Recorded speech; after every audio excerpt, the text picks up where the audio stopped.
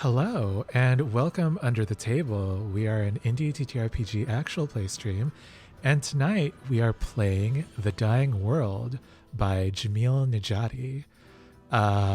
This is a tarot-based game, and for that we will be using Chi Seekin's Pixel Tarot deck, which you can download on Roll20.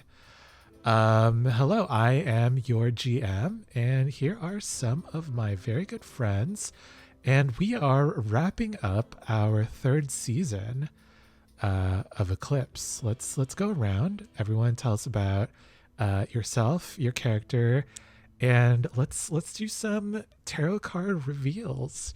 If you look in the our Roll20, you can see the little black square. You can throw your power cards into that and they will show up on screen. Let's start with Liv. Oh, oops. Apparently a Miko. Oops. I have indeed noticed that. Ooh, I get to be Baxter. Wow, everything is like mixed up. No, I was just getting used to being Josephine. Nice. No, I'm baby. You're so baby. You are baby. I was looking forward to just shooting something and asking questions later too. Oh, nice. Perfect. You're like, what? Like you don't do that to us, your party? You don't just shoot us in the foot all the fucking time.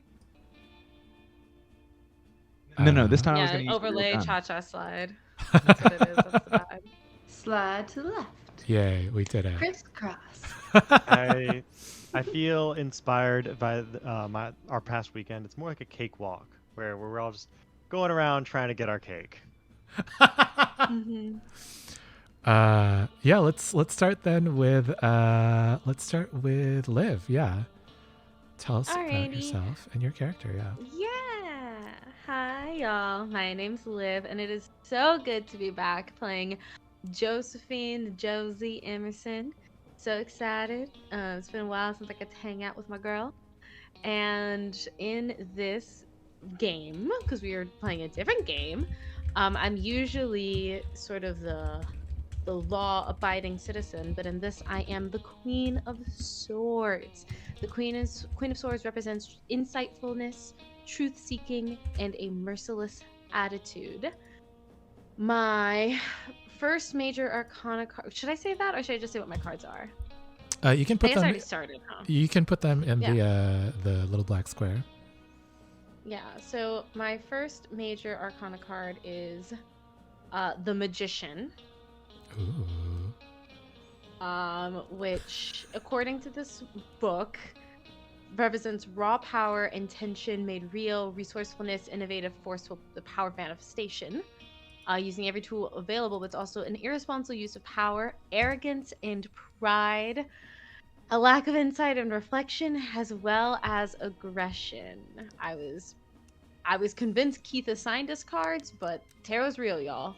Tarot is so fucking real. Don't you ever fucking forget it. Wait, you didn't assign these? No, I did not. No. These were all random. I told you tarot is real. These cards were not assigned.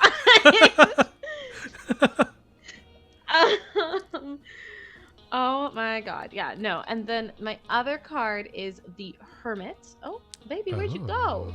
Damn. This card does not fuck with me. The Hermit, which represents sagely advice, knowledge born of extensive experience, searching for the truth, reflective mentors and teachers, but also cutting oneself off from society, obsession with the truth, black and white realities, hoarding knowledge, and dangerous secrets. So, just fun. Just so much fun here Or casual? under the motherfucking table. Yeah, what else do you need to know about Josephine? That's basically it. Bitch. My lawyers will be getting in contact with you. This is slander.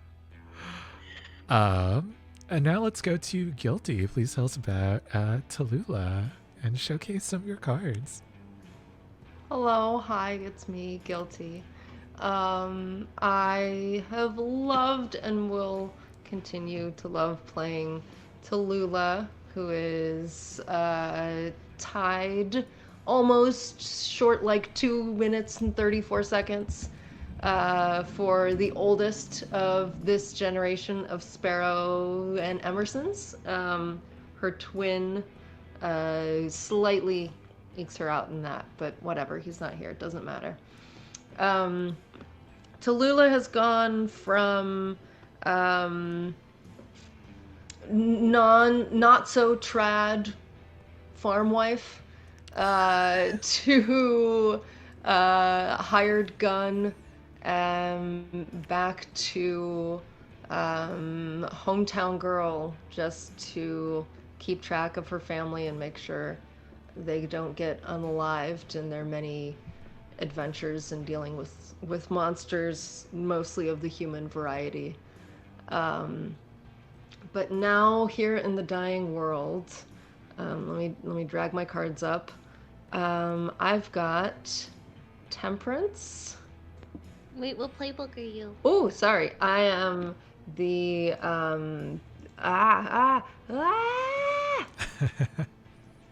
King of Cups. Is that right? Yeah, exactly. just let it all out. Yep. Just let it all out. I'm the King of Cups, wise, caring, and diplomatic.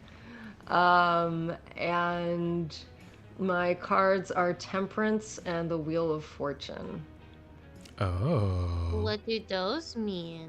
Yeah, Read look for at the the class. cuties. So, okay. So I'm thinking that Temperance is probably my origin because, like, as much as she gets hot-headed, um, Tallulah's, like,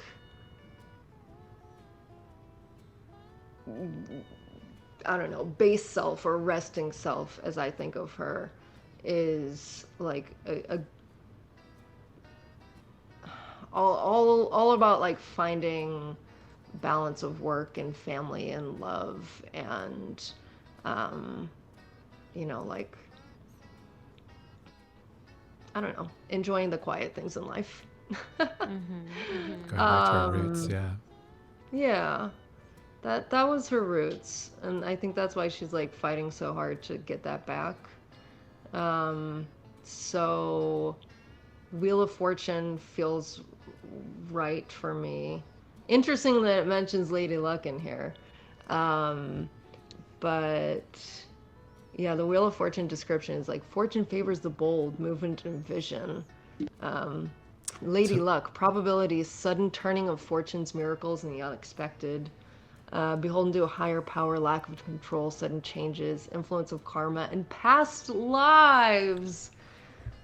Wild for someone whose husband has come back from the dead twice in two different bodies at the same time. So yeah, that's where she's at right now. Like, things have Nice. gotten real out of her control, and it's scary, TBH, but we're figuring it out. Well, Tallulah has always been bold. I think she can make it. Thanks. Yeah. Alex, please tell us about your character, Nico. Why, sure. Nico started off, as clinging to the past, looking for something that may or may not be real. And now here he is, clinging to what he has now, our little family. And hoping that now that he's got what he wants, he can keep it forever. But you know what? I have a feeling that Keith has other plans in mind. What are you saying about? Oh, nothing. Oh, nothing. You sweet little devil. My playbook is the Princess of Wands. It is daring, passionate, and destructive. Which I feel like, I feel like that's Nico a bit in a nutshell sometimes. And my cards are the Star and the Emperor. The Star is it says guidance in the darkest nights, hope and promise, gentle lessons, divine inspiration, wink, holding nothing back, serenity, genteel and polished, but also unwarranted hope, false promises, unrealized potential, foolish dreams. Again, I swear that Keith picked these for us. I didn't. And the other one is the Emperor, which is structure and authority, the comfort of law and order, importance of family and society, the strength of leadership and command, but also control, taking advantage of the vulnerable, forcing views on others, inflexibility and dependence on tradition. Not you having both of the dads. Like one, like on one side you have Papa Clay, and on the other side you have Daddy Emerson. So true. I mean, someone's got to take care of this family. God bless you. Damn. It's going to take the power of two dads. The dad friend. There he Two is. dads in this apocalyptic setting. All right. Finally, last but not least, John, please tell us about your character, Baxter. Hi, I'm John, and I play Baxter, who is the youngest of the family, and appropriately the troublemaker. He has a very naive aesthetic about him, but he likes to build things anyway. Doesn't really care about the consequences until they're shoved into his face. In line with that, he is currently dating a wonderful boy by the name of Liam.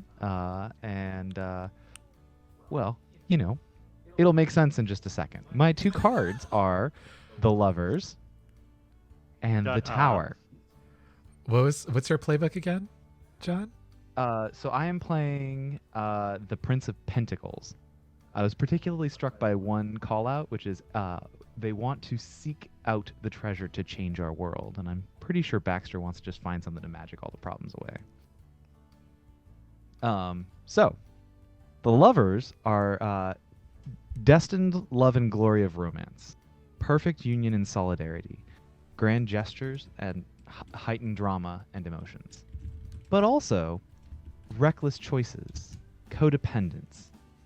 An immoral choice is made, drama over true connection and learning. We've had a number of those. And the tower is explosions and sudden loss, unexpected turmoil and pain, crisis and upheaval, deeply painful revelations, hubris before the fall. But also breaking down the ego, realizing the truth, better late than never, and cleansing storms of change. Your little boyfriend ain't making it out of this game.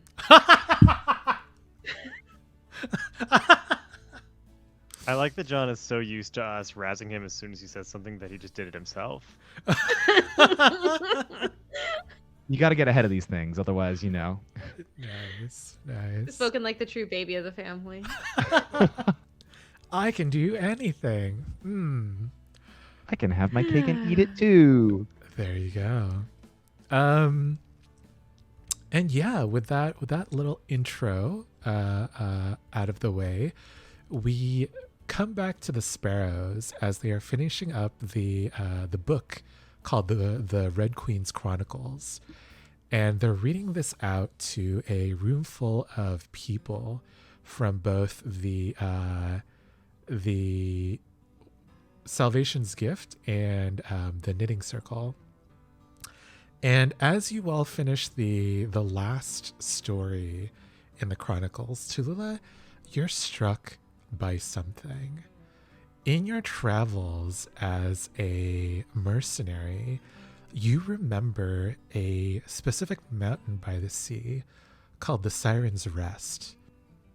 And you remember that in it, there's a natural sort of cliffside that looks a little bit like a skull. And you're starting to realize all of the stories in this book, they might be pointing to a specific location. And so you bring out this map of the surrounding area, and you kind of plot out your travel trajectory. And as soon as you have it, you present it to the rest of your family. Would you guys like to do a scene? Why, sure. Let's do it.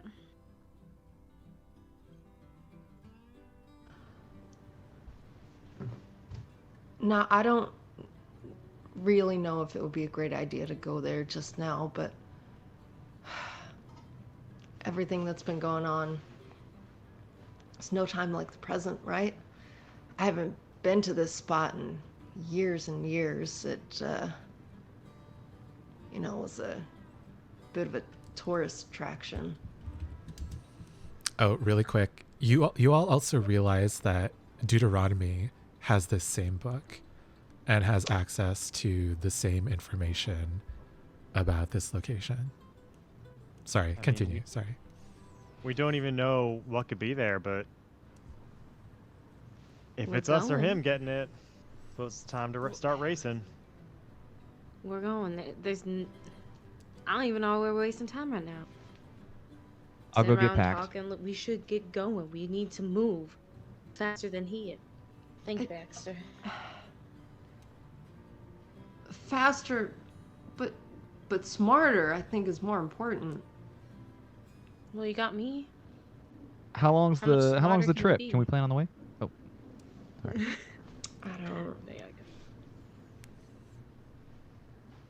I don't know, Josephine. It's really your mom that scares me more than anything.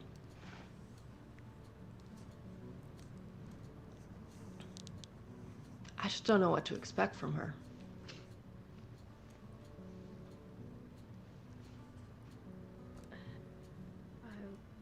We'll deal with my mama when we get there, okay? God, I hate bringing family into this shit. You're telling me. At least we don't have to worry about your mama coming back from the dead and ruin everything. Yep. You know, it's small not out of the blessings. question. You know, not to muddy this pudding anymore, but has your dad ever done anything to, like, piss off the Crawfords? My daddy? Mm? Keith, would I know anything about that? Not that you know of. You can't think of anything that he's done. No, I mean, my dad's not even from here. All right. Nineveh, right? We're from Nineveh, right, Keith? Yeah, Above yeah. the table. Yeah. My daddy's from Nineveh. He never set a foot into Terrapin's Gulch until he met my mama. I mean, if you're looking for some support, I know a Crawford that'd be happy to come and help us No, out. not that one. I don't need one that's blinded by love.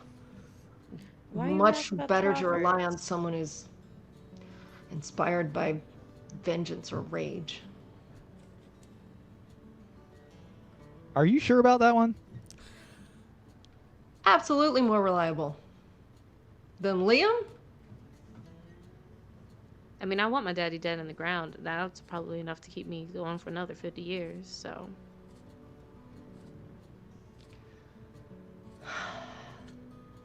All right, we'll send him a message if we think of something on the way.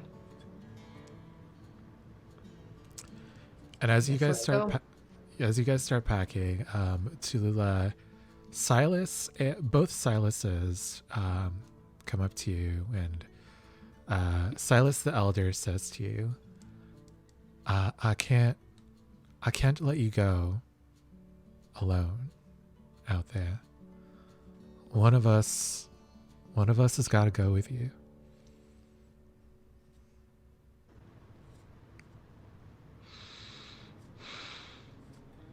All right.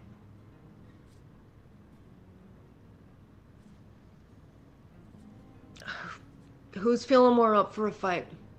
And Uh, only one of the younger Silas steps forward and he says, "I reckon I got some. My bones are a little bit more flexible than this old timer here, so I think I might be a little bit more use."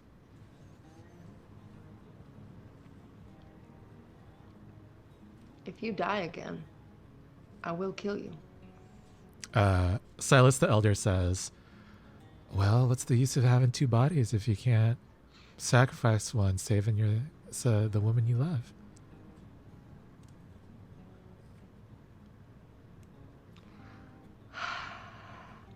Irritating. Fine. Get on the ornithopter. Nice.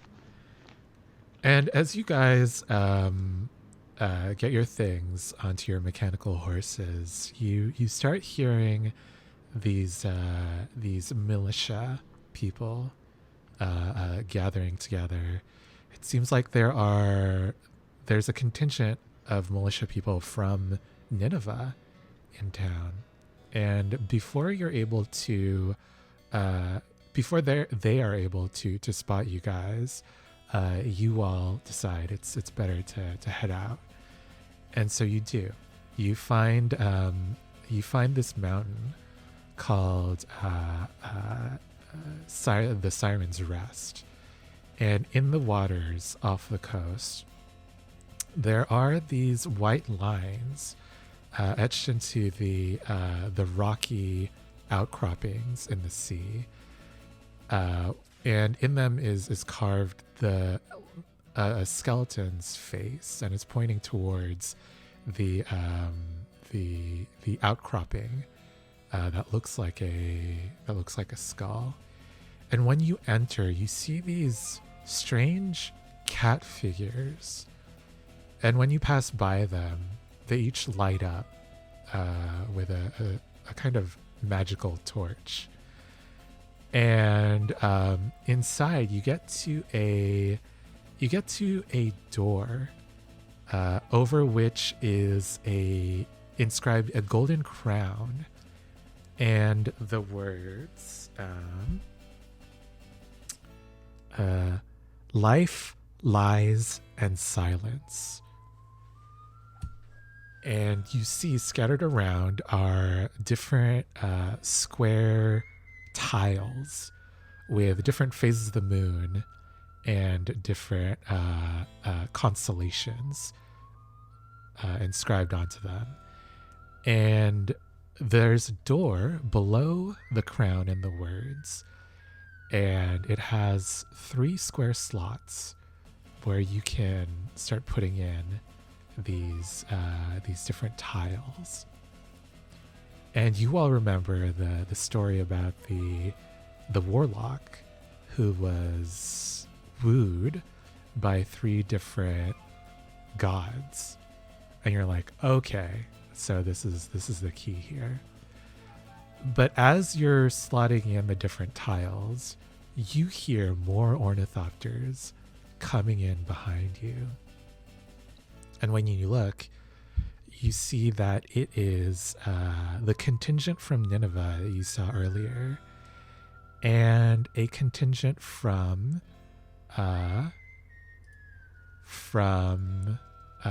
Terrapin's Gulch, led by Candace Crawford.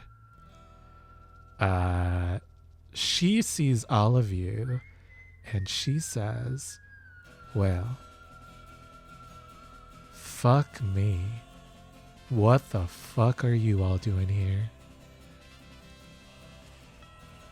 Does it really surprise you that we are outsmarting y'all once again? Haven't you gotten used to, nay, bored of it at this point, Candace? You are consistently, and will always be, 1 to 2 steps behind the sparrows. Well, be that as it may, you are interfering with a military operation. And you are pissing me off.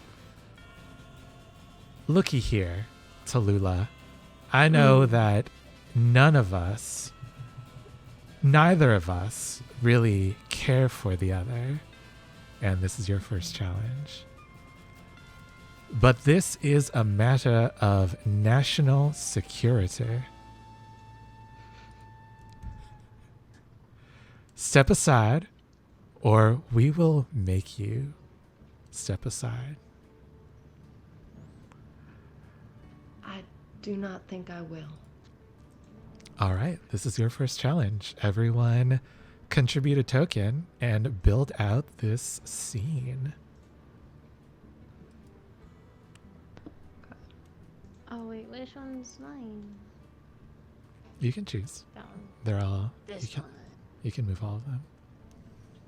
I want this one. Should we add a border to them so they're distinguishable? Or Sorry? No.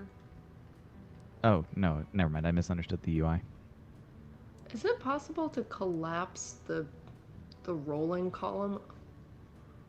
I have no On idea. the- I don't Oh, know it how to is, do it is, it is. Oh, nice. Nice. Love that for you.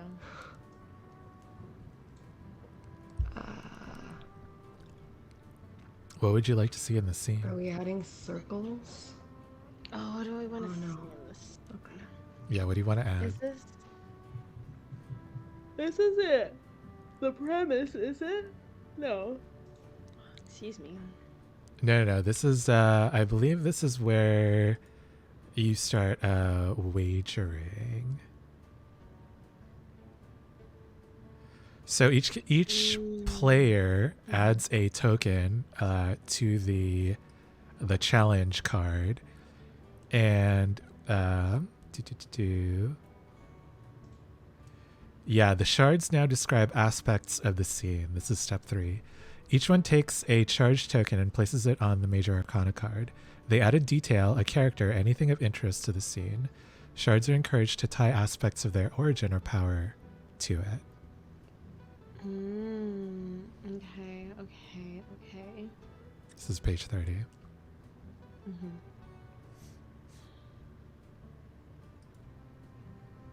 So she's saying this is a matter of security, right? Yeah. Did she say national security? Yeah, she did. Yeah. Okay. Then I, as Josephine Emerson, who is basically the law. Wait, really quick. Okay. No, really quick. We're stepping back a little bit, and we are. Oh yes. Yeah, we're creating the scene at There this you go. point. Yeah. Hmm. You can Okay. add maybe someone who's like who doesn't care for Candace. Oh right. Okay. You can add maybe like a stalactite that's a little bit loose, hanging from the ceiling. We're not a nation, so I don't know what the fuck she's on about. That's what I want to add. A law. I know it's what I want to take. Law books. We do not have laws. Candace Crawford, you sick fool. What are Okay. you on about? Anyway, Then- I'm sorry. That's me. That's me complaining about Candace because I can't see her. Then maybe you can add like insubordinate Ooh, yeah. soldiers or something. I don't know. Yeah. Insubordinate subordinates. Subordinates. You have no power here, Crawford. Yeah, no, that's what it is. There's unrest amongst the troops. Unrest. Nice. You're adding unrest. I love it. Who else would like to add something?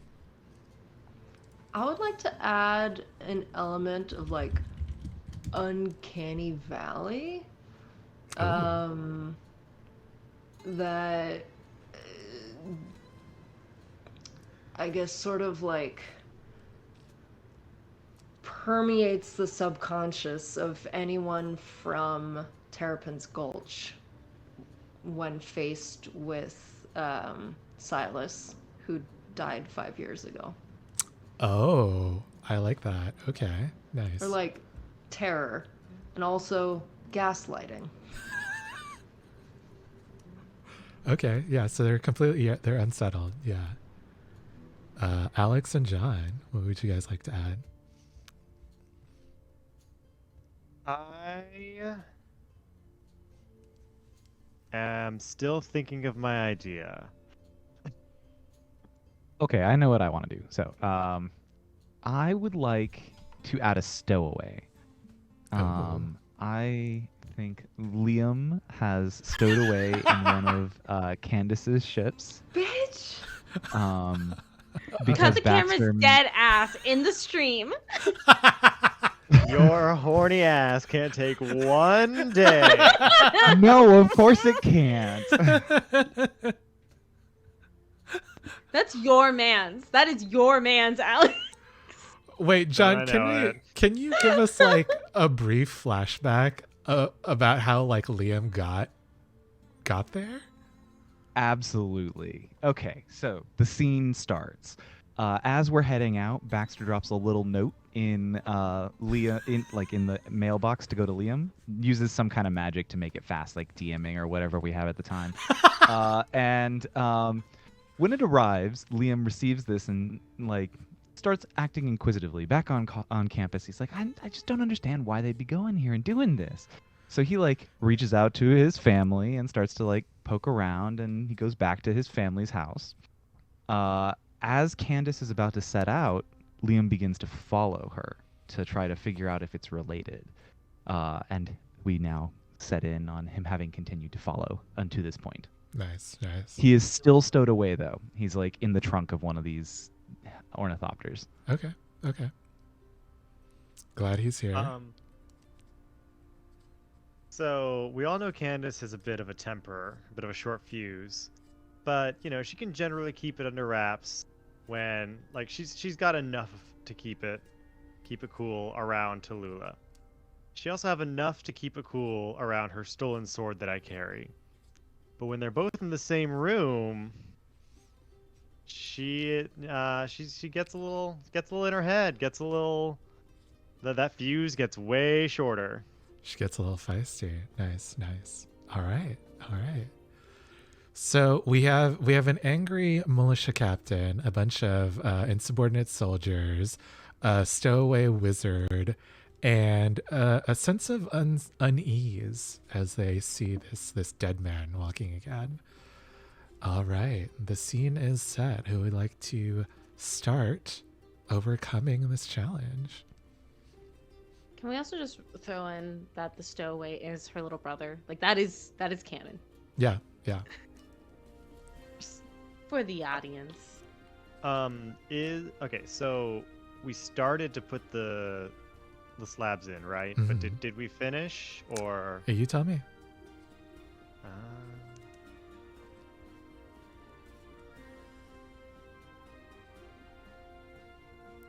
I don't know. I feel like we would have been interrupted. Yeah, I'd say that's fair. If one works better with your plans, then we should go with that one.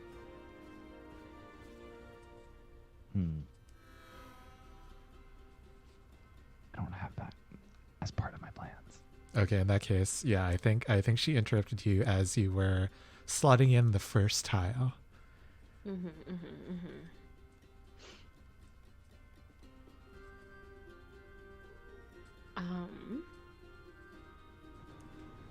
I guess I'm gonna look at Tallulah and see if she wants to take charge, and if she's not going to, then I will, and therefore wager. If this is how I want to play that. Like I think Josephine would be the first person to step forward, but Yeah, like Tallulah. Can we get a quick mechanical reminder of how wagers work?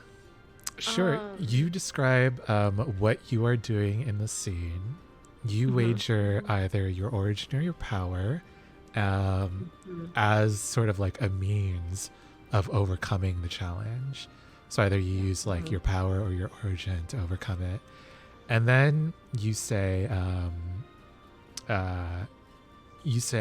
and then you flip over one of the cards from the challenges deck. And that's like the roll, like the number result is essentially the roll. Yes, Okay, so okay, Yeah, I remember this part. It's all coming back to me now. But if we do poorly, then that puts a crack in one of your whatever powers. we wagered. Yeah. Yes. Okay, and we can only weather 2 of those. Each power can only take two cracks. Okay. Right. Oof. I am going to. Should I put the card on the table? Is that Sure. helpful? Yeah. Let me make them a little bit smaller if I can. Oh, like I can. It's fine. I'm gonna wager the Magician. Boop. The Magician is my origin card. As the Queen of Swords, my origin celebrates strength in both word and combat. Famously, God, I don't know if you know it, Josephine did go to a magic school. Josephine is the most powerful wizard to ever come out of her family. Yet Josephine does come from a land full of culture and history and artifacts. And Josephine is a giant book nerd, if you did not know. So Josephine Nice. knows that there is no nation. Candace Clawford can suck an egg. Like, no one knows what she's fucking talking about. And I think Josephine kind of like throws that out there with just, Candace, I'm not gonna bother to ask you and what army, but rather I will ask you and what nation. Terrapin's Gulch is no nation, no more than Nineveh, no more than Verant, and therefore you don't have any national clearance or national authority to work with, except your own overfloated ego, which might as well be the size of a nation. All right. And I want to like try to undermine her. Yeah, for sure. All right. You can Challenge. draw one of the cards from the challenge deck and put it next to the justice card. Oh, beans. Oh, it's a 2. What is do you have a power that would let you draw, or an ability that would let you draw another card? I don't think so. I don't From think your so. playbook? No. Abilities. Yeah, My like for special ability. example, Oh, when I'm trying to be insightful, truthful, or truth-seeking or merciless. I mean, I am trying to roast her pretty hard. That's true. You are telling the truth about the the nation bit. So yeah, draw another card.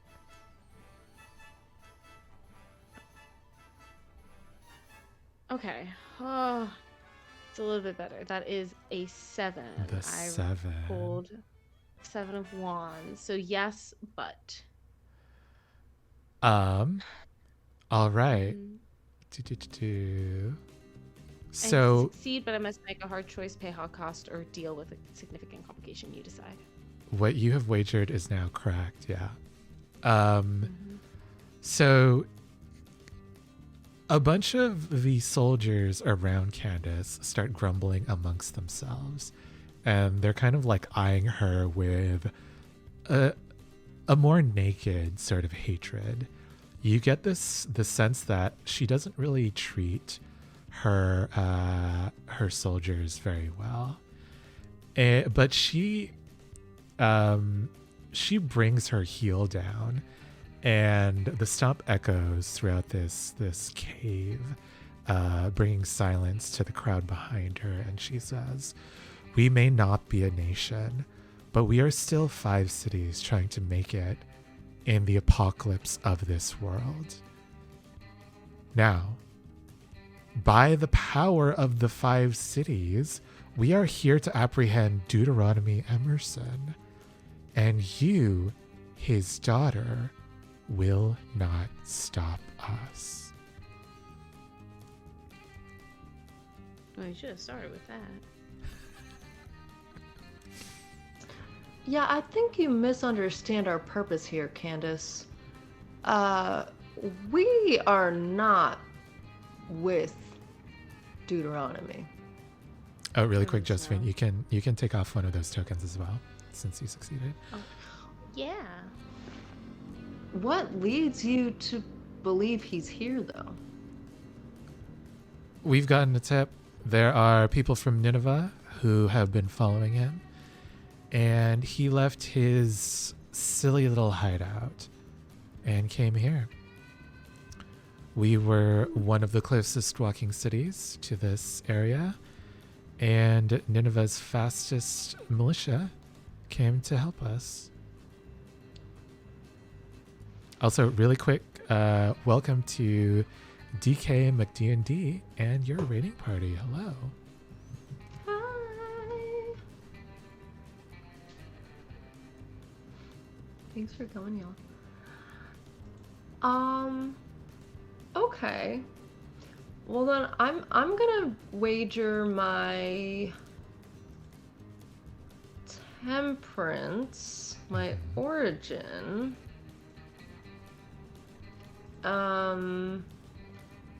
And try to offer like a compromise. Say, Candace, we would be more than happy to assist y'all and these fine folks from Nineveh in apprehending one Deuteronomy Emerson. We just ask that you stay out of our way when things get real dicey, because, you know, I mean, everyone knows you can't really fight like a sparrow. That said, we're on the same side, it seems. Nice, nice. All right, draw your challenge card. Also, welcome to Warlocks and Waffles and your raiding party. Hello.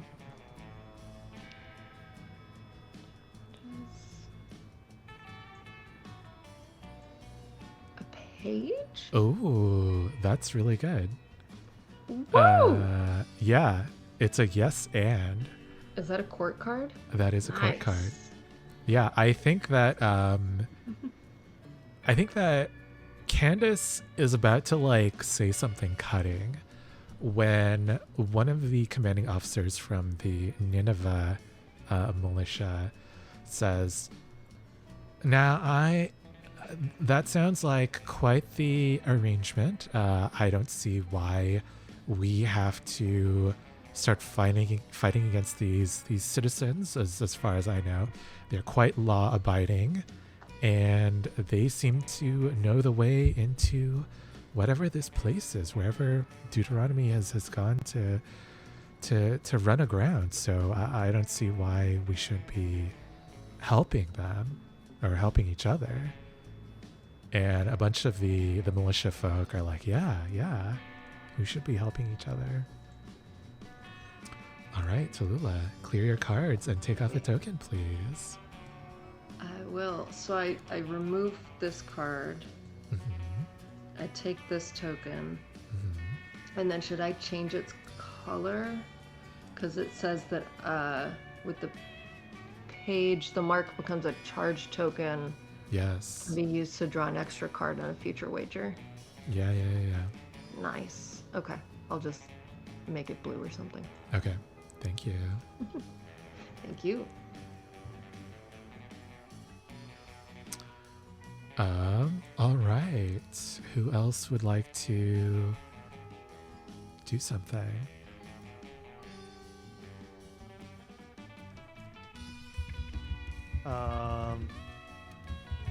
Well, I guess if that's taken care of, if y'all don't mind, I'm gonna get back to trying to solve this here puzzle, okay?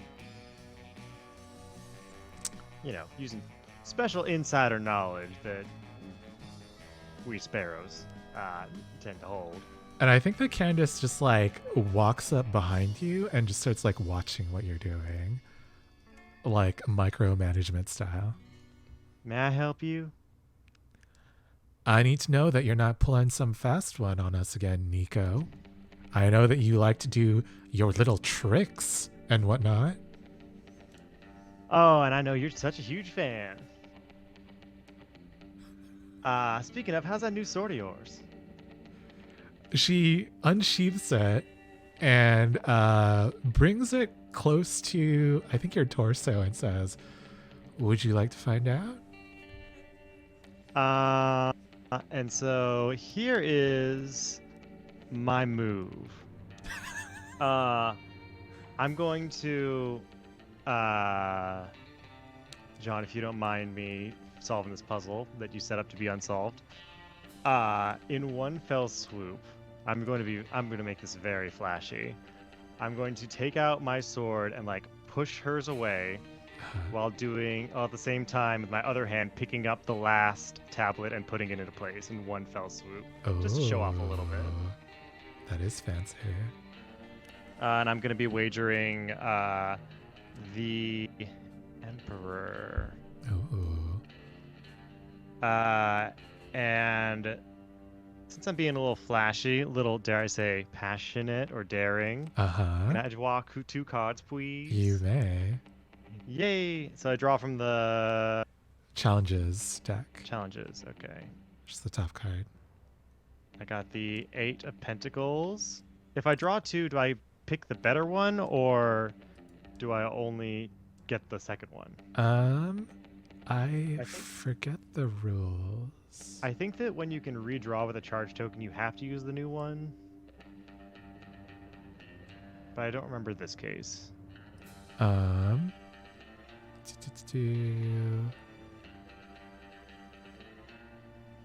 Let's draw an extra card, so I would imagine. I think you can choose. You can choose Okay. which one. Yeah. 8 of Pentacles or the 6 of Cups. I'm gonna go with the 8 of Pentacles, please. Nice. So it's a yes, but you're able to do it. But I think as you're doing this flourish, she is able to kind of like parry your move, so you don't push her back, and she disarms you. And she catches her old sword in her hand. And she says, my, why thank you for returning my lost sword. That was quite gentlemanly of you, Mr. Nico. In fact, I won't even ask where you found it. Oh, well, if I'm being such a gentleman, would you mind passing the word along to your sister? Her teeth snap shut, and you can see like her jaw sort of like clenching over and over again as she walks away. Does the door open? The door does open, but I think that because there's one left, Candace says, well, thank you so much for assisting this militia matter. Now that you have opened the way for us, I insist that you all make your way to safety. We can't have any civilians getting killed on this mission.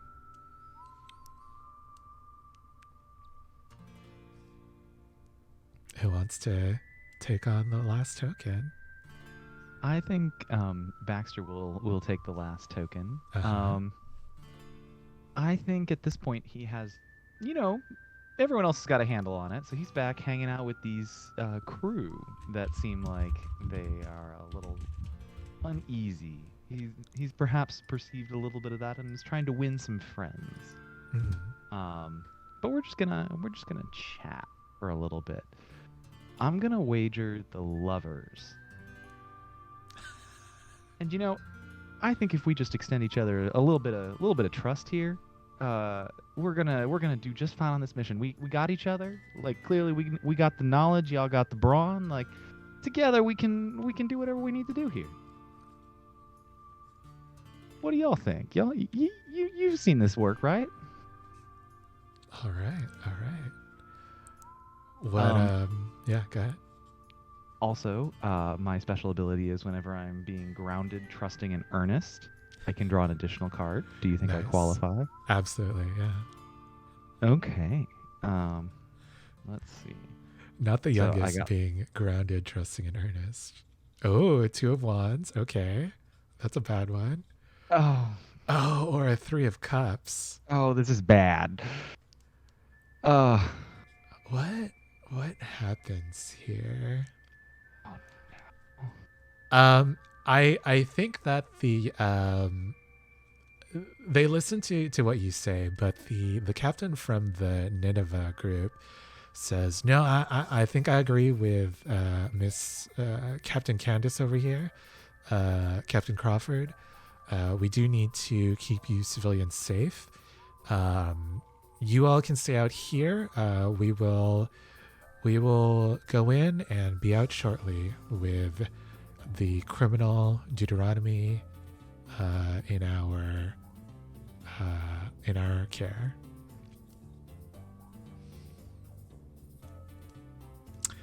And actually, I think that I think that as he says this, Liam actually hops out. Yep. And tries to argue on your behalf. He's like, no, these people are talented wizards and fighters. They would be an asset. And like now Candace is like doubly against this because she's like, Liam, what the fuck? You need to be back in school. Did this one bring you here? And she she shoots daggers. Her eyes shoot daggers at you, Baxter. And she says, all of you are staying here right now. And then the militia people start walking into this dark cave beyond this open door.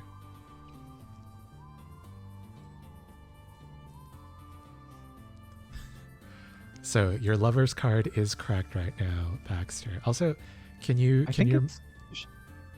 it's shattered, right? Because I failed. Oh, is it shattered? Oh no. Yeah.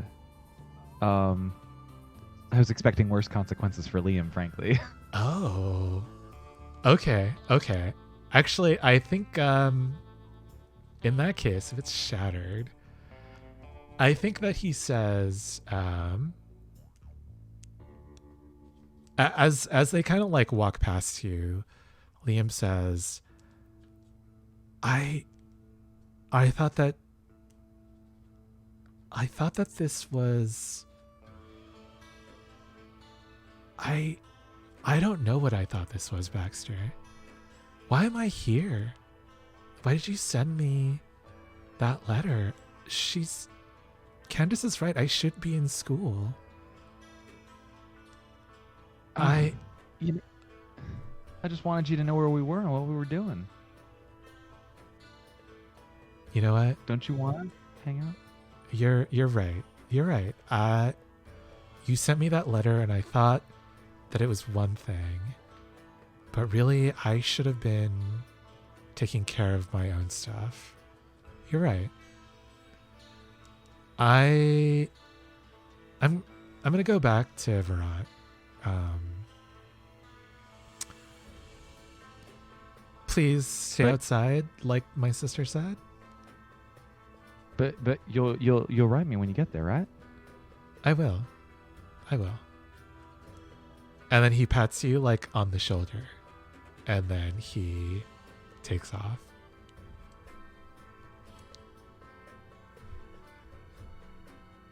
Well, that went bad. I didn't realize that it shattered the card, so sorry. I would have rather you killed him. No, I'm kidding. No, he has to be around for the Grey Queen. I mean, what?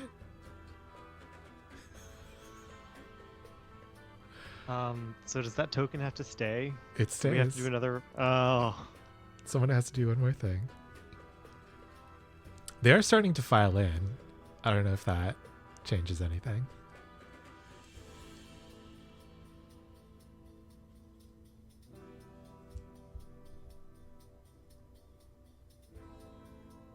So they're filing in, you said, yeah? Yeah. Yeah.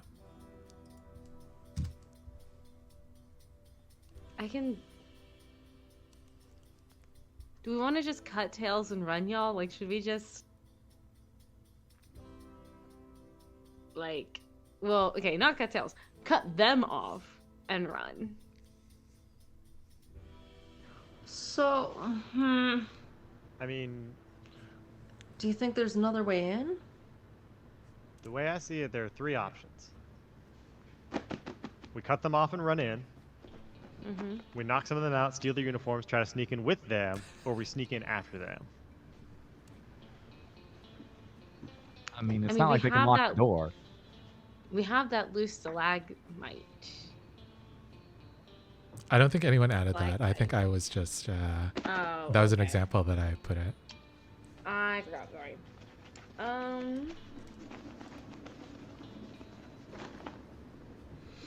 He has some more.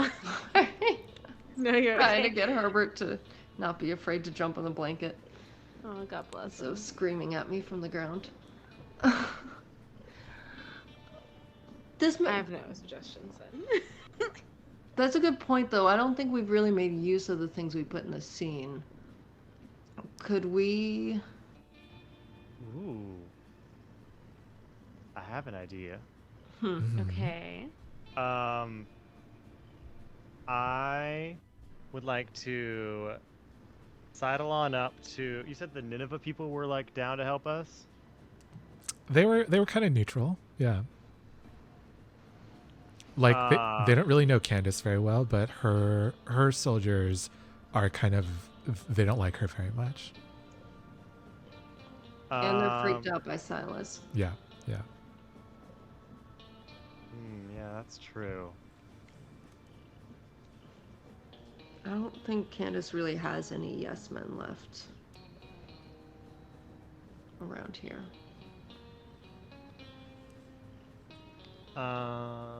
Okay, where did that thing go?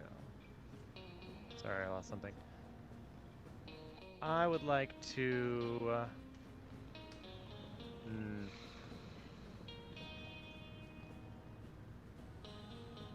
sidle on up. I'm sorry. I keep deciding to do something and then deciding not to do it. Does anybody else have an idea while I keep contemplating back and forth?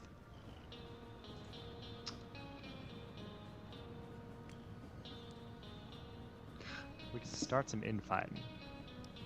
We could start some info. How would you Also do that? just- I mean, I'm gonna grab one of the tablets and knock it out of its spot and see if that closes the door. Yeah, it does. Oh no! Oops! Who did that? They look at you and they're like, like, you did that. We Wow. watched you do it. What a crazy random happenstance! I start shooting. Wait, no, don't do that. I am Absolutely begging not. you. I have an idea. I Two things can happen at once. an idea. Oh God, Filchy, please. All right, I go for my guns, letting Josephine have time to shout, "No!" No. Okay, I'm gonna shout no. Okay. Oh my I God, hesitate. it's been so long, Keith. It's My okay. Take your queen time. has the ability to alter people, right? Oh, no. She has the ability to alter you. Oh, okay, so I can't use that. You can. I believe there was an arc where you spewed moths out of your mouth, like some sort of like horror movie. I spewed moths out of my hair. Yeah, Yes. that's what it was. Yes. Yeah, yeah. I That's don't what it remember was. that part. Sounds like it could have happened though. Yeah. Okay. But like, let's play in the space, yeah. So as the Queen of Swords, my second major arcana card, something inside you has changed when you fell. Blah blah. Blah, opening your eyes, you're more powerful now, more than you have ever been. What hidden truths can you see? Could we stretch that a little bit and combine the two concepts and say that I now have the ability to see what other people would become if they fell under the influence of my queen? Oh, yes, yeah. Okay. And as her prophet, I think the White Queen would just give you that power. Okay, cool.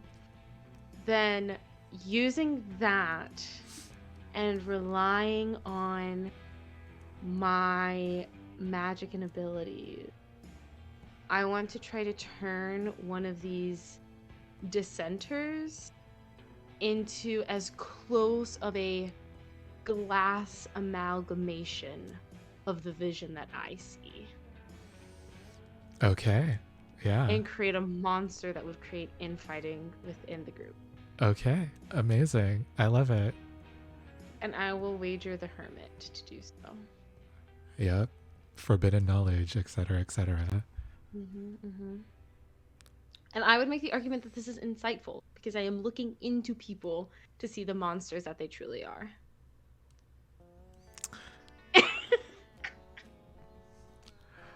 I think really. I was going for a three-peat. I was trying. Sorry, let me take my ladder. Let me take my ladder too high. I really thought I mystified you. No. Please draw your one card. Oh, baby, that's a 10 of swords. Let's fucking Nice. go. All right. Yes, and. Yes, and. Would you like to describe the monster that they turn into, or would you like me to do it? You do it, Keith. You're so good at it. Thank you. All right. Audience, this is your content warning. This is a horror stream. I know I forgot to put that on our description, but warning for body horror right now and for most of the rest of the stream. So Josephine, describe how you approach this person to change them, because you know you have to touch them to make it happen. Okay. Would you say there's like a lot of movement and stuff going on in this? Okay.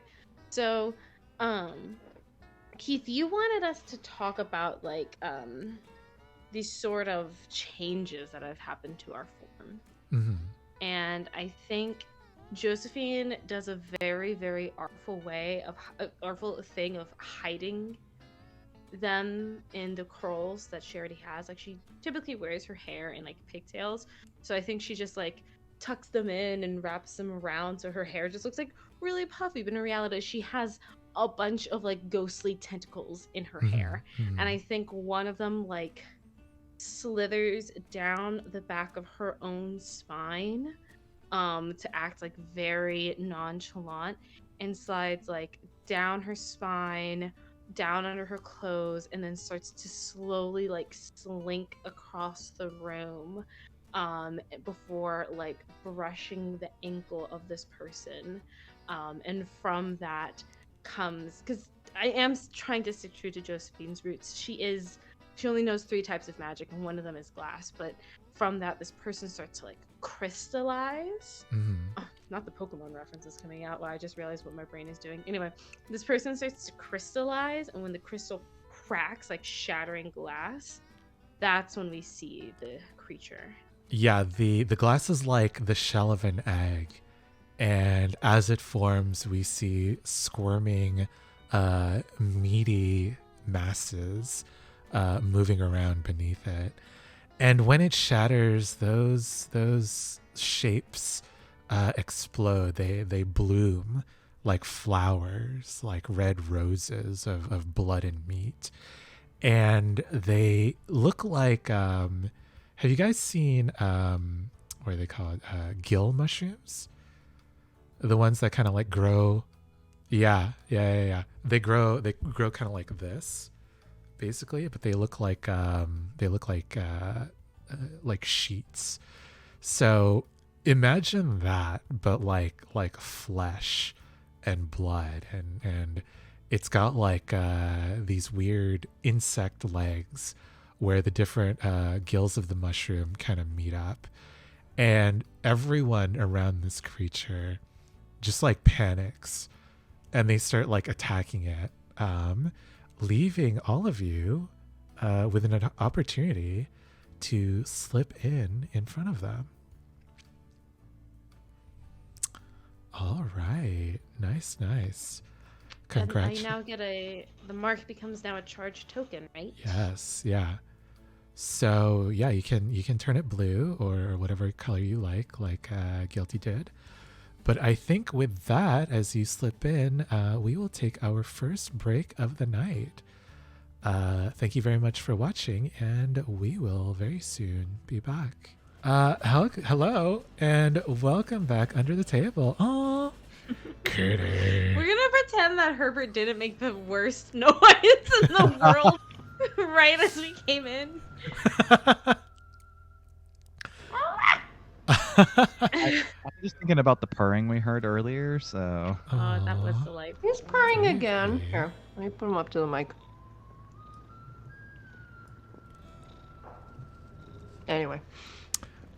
So this is an indie TTRPG Actual play stream, and this is our season finale, in which we play The Dying World by Jamila Najani.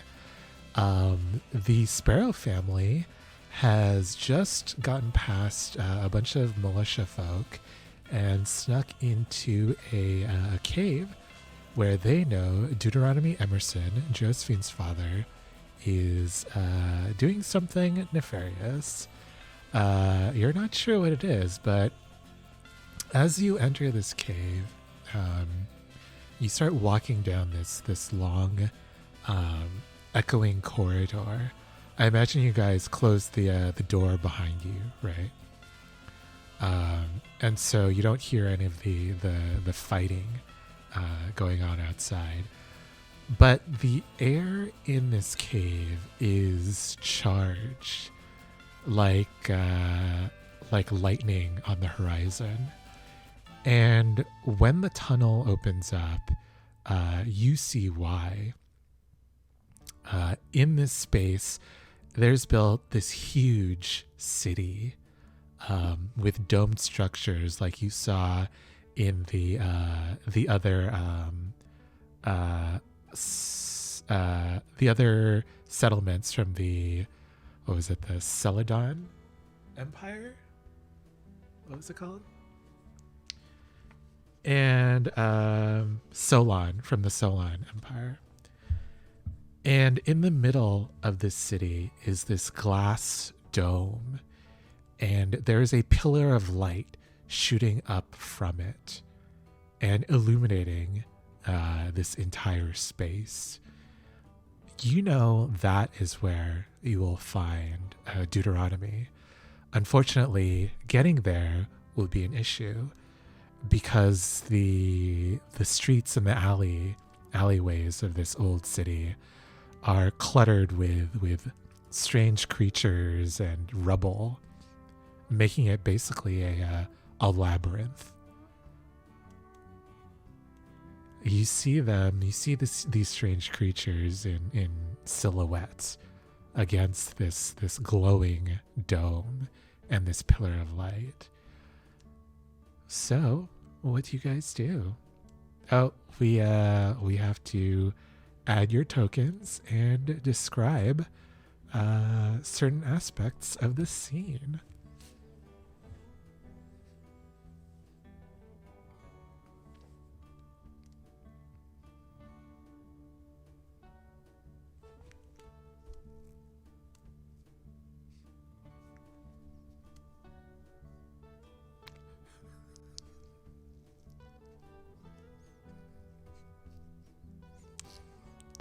I'm not gonna talk. I'm just gonna make eyes at Keith.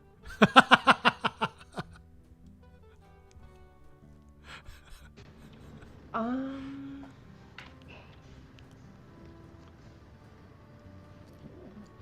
gonna add storm clouds overhead. Okay. Okay, so this is a caldera then. It's not a cave. Yeah. Is So that it's okay? like, yeah, no, that's totally fine. So it's like open to Okay. the sky. Nice. Yeah. Storm clouds and some moonlight. I'm gonna say that these creatures are sort of shambling around in a sense that tells us that they are all blind. Nice. All right, remember to add your tokens as you add these different aspects.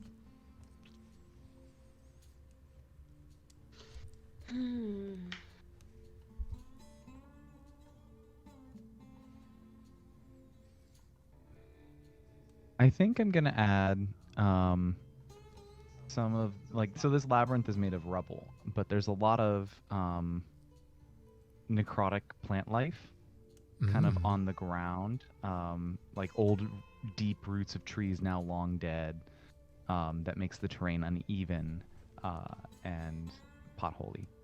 Okay. John, you're supposed to help us. Look, the creatures might trip. He loses his boyfriend and then he says, fuck everything. Honestly. The Nineveh crew, my father's crew, felt very confident and very assured that they had all the time in the world. And so I think all of they really meandered about and made the most of their space. And so I think all of their supplies for excavation are everywhere. Nice. Mining tools, shovels, dynamites, rope, anything and everything. There's just supplies everywhere. All right. Put in your token.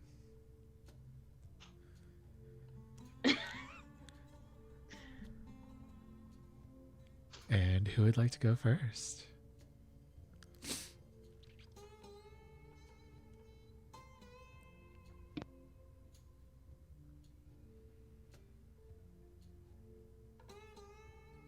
I guess I can go first. I wagered the tower. Uh-huh. Um, and I guess I'm gonna look for any components or parts of the rubble that can be moved to simplify our path. Okay. Create like a more obvious escape route, even. I imagine you're using the tools that Deuteronomy's crew kind of left strewn about. Nice. Yeah, so we're gonna tear stuff down, see what we can. Like, obviously, we're not mining, but we're Mhm. if it's economical time wise. I don't think that satisfies my special. So, Okay. Good luck. well, not bad. Got an 8. 8 of Swords. All right. Yeah, you do it, but yeah, you're able to kind of clear a path through all of these ruined buildings. It does take all of you a while, though, even with the magics that Josephine and Baxter bring to bear.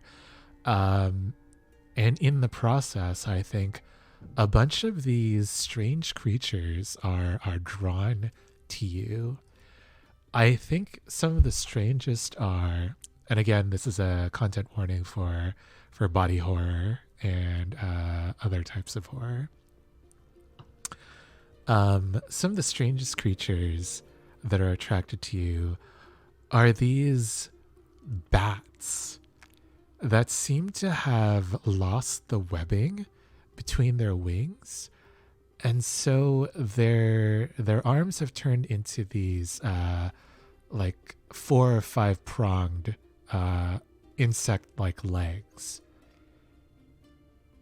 and they are crawling up and around the large piles of rubble in sort of like a swarm coming at all of you. I would like to sort of break off from the crew for a bit, like try and maybe climb up a building, or like get up on a ledge. And from that point, I want to throw out some of my playing cards in various different directions to make a lot of noise away from us. Nice. Would you say that I'm doing this is daring, perhaps? Definitely But daring. it'll probably make a lot of noise. Yeah, for sure. Oh, and I'm gonna be wagering. I'm gonna remove this, John. The star.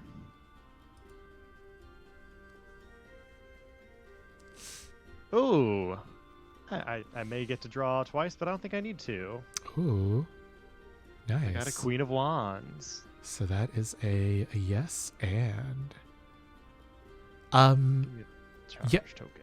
Yeah, I think the loud noises startle these strange bats and sort of like scare them off.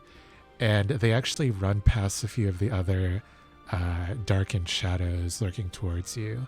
And those shadows take off chasing these mutated bats instead of coming for you guys. So you are able to get most of the way through the city. You actually notice there that this city is a lot more populated with corpses than the others that you've passed through from the Solanese Empire. It's almost as if everyone who died here died living their life. So whatever took them out must have been like quick and sudden. And you kind of get you get closer to the center of this city, but you're still you're still quite a ways away. So And sorry, I just want to clarify. Yeah. So we see a bunch of corpses, and this cliffside is on the surface, right? Like, it's in the caldera of a mountain, so it's like an empty sort of like volcano. And these corpses haven't been like corrupted or anything. No, they haven't. Hmm.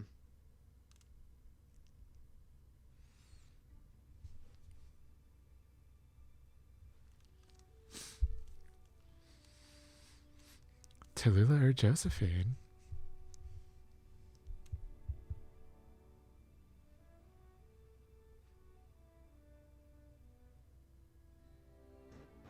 I'm unnerved by these corpses. Sorry, Why? like I thought I knew what was going on, and now my brain is spinning in many directions. Yeah, I don't know what the fuck is happening. What the fuck? I know. So when you say they were living their lives, or is this like a Pompeii situation where they're like I frozen? literally This or... is was a thinking Pompeii situation, Pompeii. yeah. You see people So- like, But like instead of Oh. running. yeah, you see people like, maybe they were like in the shower, like leaned up against a wall. Maybe some of them were, I don't know, like running with their dog or something. But it seems like very Eating sudden. snacks. Eating snacks, yeah. One of them has like a snack in their mouth, literally, yeah. Ew, Oh, it's so no. disgusting and aged. Yeah. Oh yeah. But they're still like corpses, right? They're not like Pompeii where they're frozen because of the ash or Yeah. whatever. Yeah. So they're kind of like slumped over, but none of them really seem to have been running anywhere.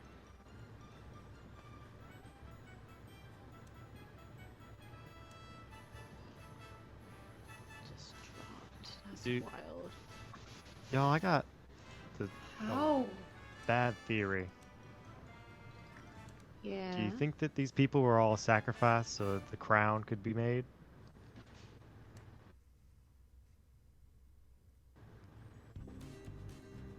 And it just sort of happened in one moment? And perhaps Fresh maybe are I they? think that it makes sense. Like They're not can- fresh at can we- all. Oh no. They're like desiccated. perhaps Deuteronomy may be planning the same thing, maybe on a bigger scale. On a walking city. How big would you say this is? Is this the size of a walking city? Smaller, larger, like? It's twice as large as Veront. So, more than one for sure, I'll bet. How would... All five. Surely he wouldn't need all that. And then what would be left to rule?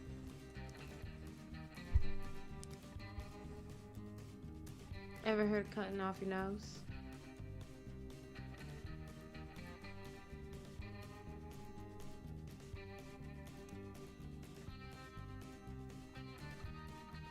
Alright, maybe we should just focus on finding him. I don't think we need to sit around this spooky little graveyard no more. No disagreements there. Okay. I'm going to track or try to figure out what path my parents took. I know how they maneuver. I know how they run their excavations, so I'm going to wager my origin, my magician card, Makes sense. and I will draw from the deck. And that is a 6. I am using a charged token though, so I'm going to pull again just to see if I can get something better. Hmm. That is a 7, so ner, but hey. All right. Yeah, Oh, it is a yes. Fuck! Though. I shattered my card though, because that's 2 cracked. Okay. So you are able to do it. You're like, okay, this is how they would think, this is what they would do. And you start seeing signs that you are indeed correct. You see like footprints in the rubble. You see maybe some like a torn piece of fabric here and there that's a little bit too vibrant to have been part of this ruin. And as you get closer, you realize that there is a very real possibility, Josephine, that you will have to come in contact and come up against both of your parents. That this will invariably destroy your family, or at least your nuclear family, completely. And it's this sort of like heaviness, this realization, I think, that that shatters your origin. This isn't something that you can get over with your talent with magic. There's like a real danger and a real sacrifice here that you realize must be made. And you have to steel yourself for that.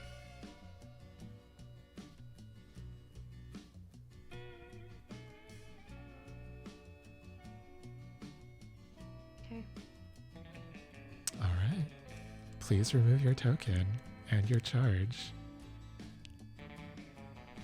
Stupid useless supercharge, you do dick. Yeah, help me. It didn't make it worse. Sure. That's true. Oh, it's true. Tallulah, you're getting close. You can see there's just one impediment left. Yeah. There is a wall forged of magic between this glass dome and the rest of the city. It's this sort of halogen orange that grates on the eyes. How do you get past it?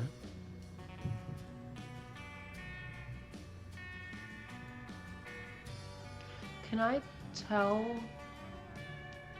where this magic might be coming from? Like, is there a source for it? Yeah, there is a you do some like searching around the area, and you see beneath the at the base of this magical wall are these tiles set in the ground that seem to hold these silver runes in them. And you theorize that this is the origin of the magical wall.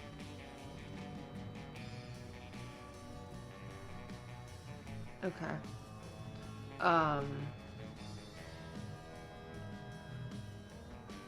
And the runes are like on pieces of stone, or they're carved into the wall, or They're carved into the stone floor. okay. All right, then I'm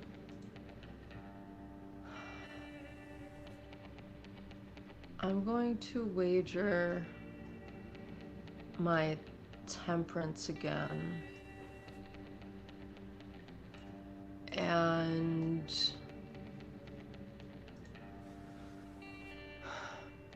ask Silas to come join me and take a look at this. Mm-hmm. Do I have the... God, I have Silas the Younger, which means this is the Silas that was forged by Dr. Make, Uh-huh. Professor Make. You can see it, Bessie. Necromancy. Uh-huh.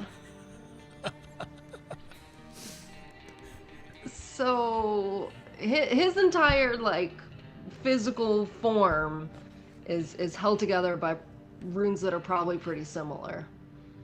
So Yeah. I guess I'm hoping that he might have some sort of insight. Silas, does any of this look familiar to you, or? There's like this distant look in his eyes when he says, "No, but I feel like it's calling me." Oh, okay. Like a whisper just underneath, just quiet enough that I can't make out what it's saying. What does it mean, Tallulah? Maybe I don't know. I've been trying to gather all this stuff up so that smarter people could figure it out and do all the magic stuff. I don't read runes. He says, I want to touch it. I think it wants me to touch it. Silas, I think you might physically fall apart if you do that. He smiles at you and he says, "That's all right. You still got me. Back it down."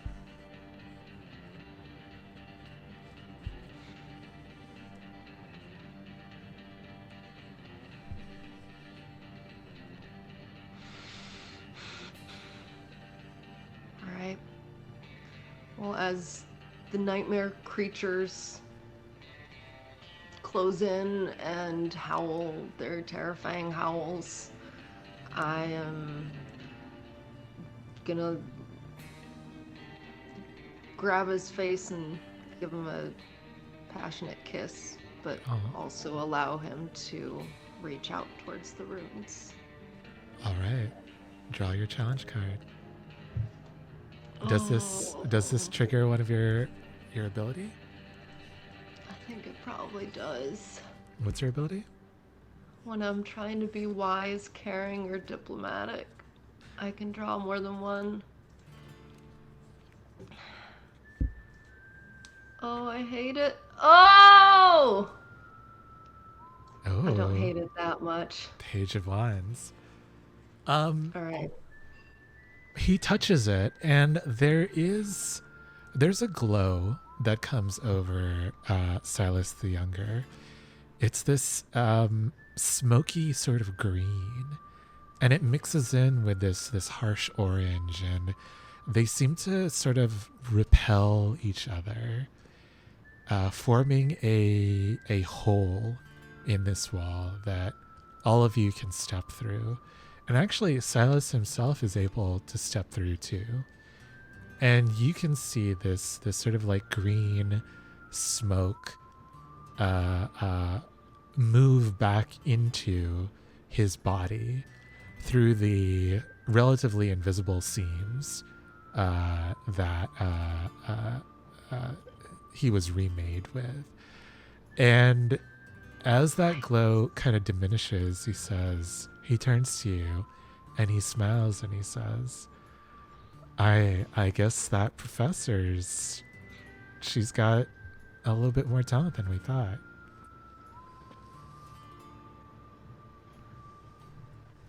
I have so many questions, but I don't think we have time. All right. And you pass through the magical wall and you finish that challenge only to come upon this. You get to the entrance of this glowing glass dome. The pillar of light is streaming up through the mouth of the caldera into the cloudy night above. And at the door, you see a humanoid shape. And as you get closer, Josephine, you're the one who realizes it first. This is your mother, Alana, standing there, barring your path. And she says, "Now you kids, I can't let you go any further." It's not Can we safe. also talk about how Guilty said that there was moonlight? I just Yeah. want to shout that out one more time. Yeah, when you said that, I was like, what? Oh my god. Tarot is real. Tarot is real, y'all. Damn. Tarot is so real. Anyway, Yeah. she's trying to threaten us. She says, "Now I can't let you get in there. It's not safe."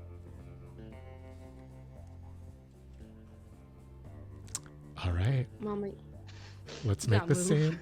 Let's make the scene. Ay. Ay. God, I hate her. What would you like to add?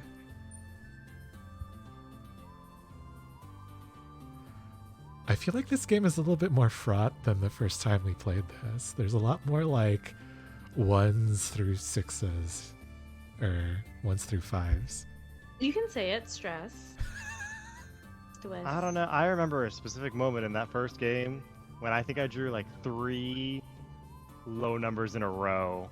Oh, Yeah, shit. that was painful. You really hate to see that.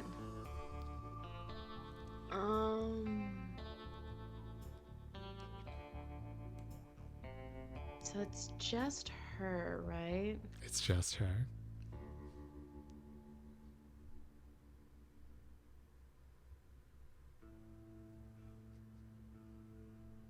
I can add something to start. Mm-hmm. Okay. Does the glyph language that we write for magic have any like base that it's inscribed on? Like, is it some systems use like 2 wrapped circles or some kind of like joining script? Yes, yeah. So I think that the rubble has happened to fall in the pattern of the base script with your lovely mother at the very center. Ooh. Okay. Yeah. Let's keep putting guns on the table. I don't know if this is a gun or so much a challenge. But I really I don't want to phrase this.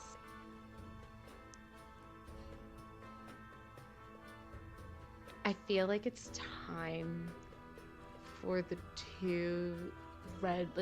two chosens of the Red Queen need to fight, and so I want like her presence here, like The Red Queen's presence. Okay. yes, the Red Queen's presence is here. What you do with that, feel free, but that's what I'm saying. Okay. We can feel her. Remember to add your tokens.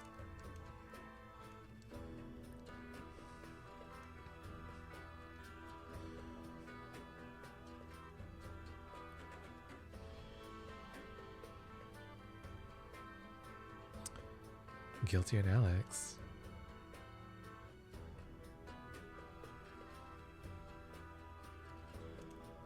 Did you say she's blocking the path to something? She's blocking the entrance into the glass dome.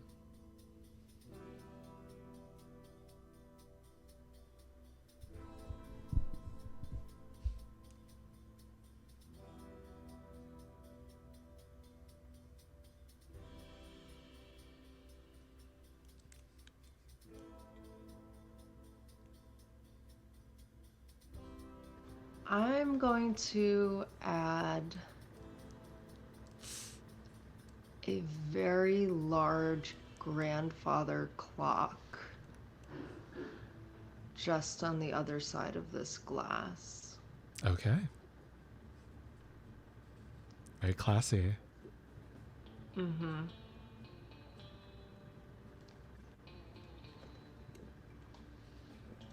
Put mine in.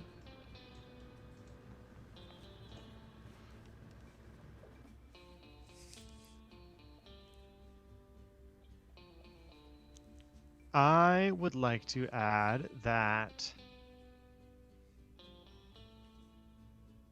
perhaps in a hurry, Deuteronomy has discarded one of his special tools on the ground. What is it? Do I have to specify? I guess not. If anyone wants to pick it up and use it for their challenge, we can do that. All right, put in your token. And who would like to go first?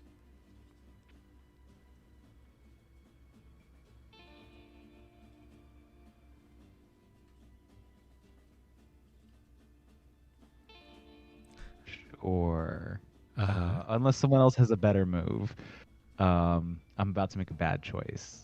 Yes. Someone speak. Someone stop him.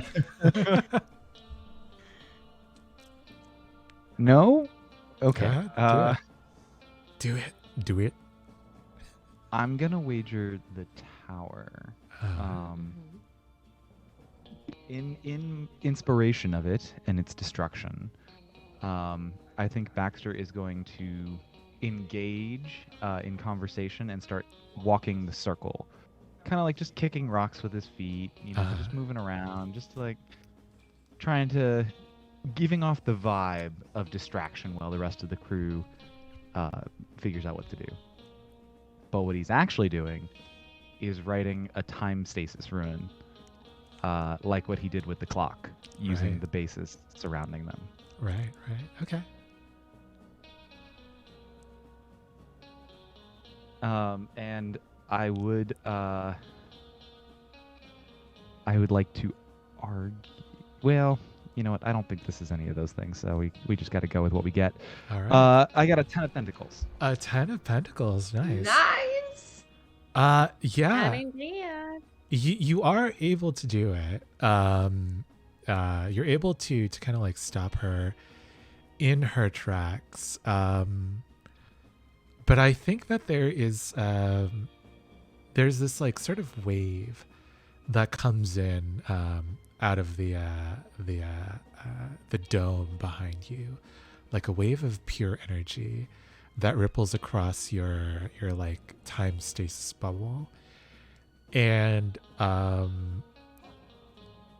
it expands it, so it encompasses all of you. Actually, it like supercharges your spell.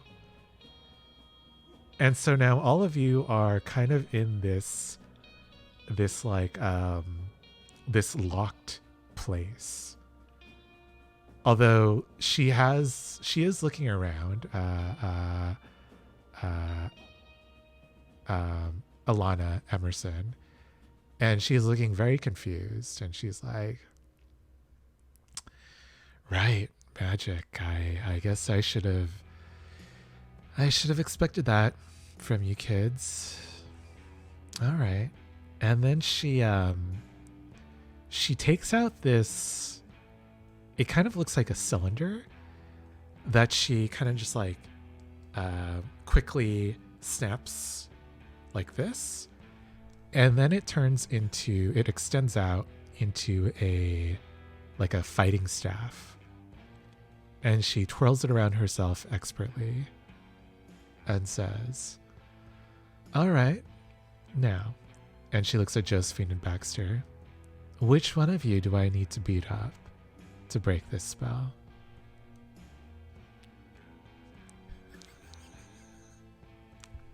I don't know what you're talking about. I'm sorry. Josephine like moves in front of Baxter, kind of defensively. Uh-huh. Yeah, I definitely join Josephine like shoulder to shoulder. I also join up in the very front, and I go, surprise, it's me. Nico, stop! And that's my move.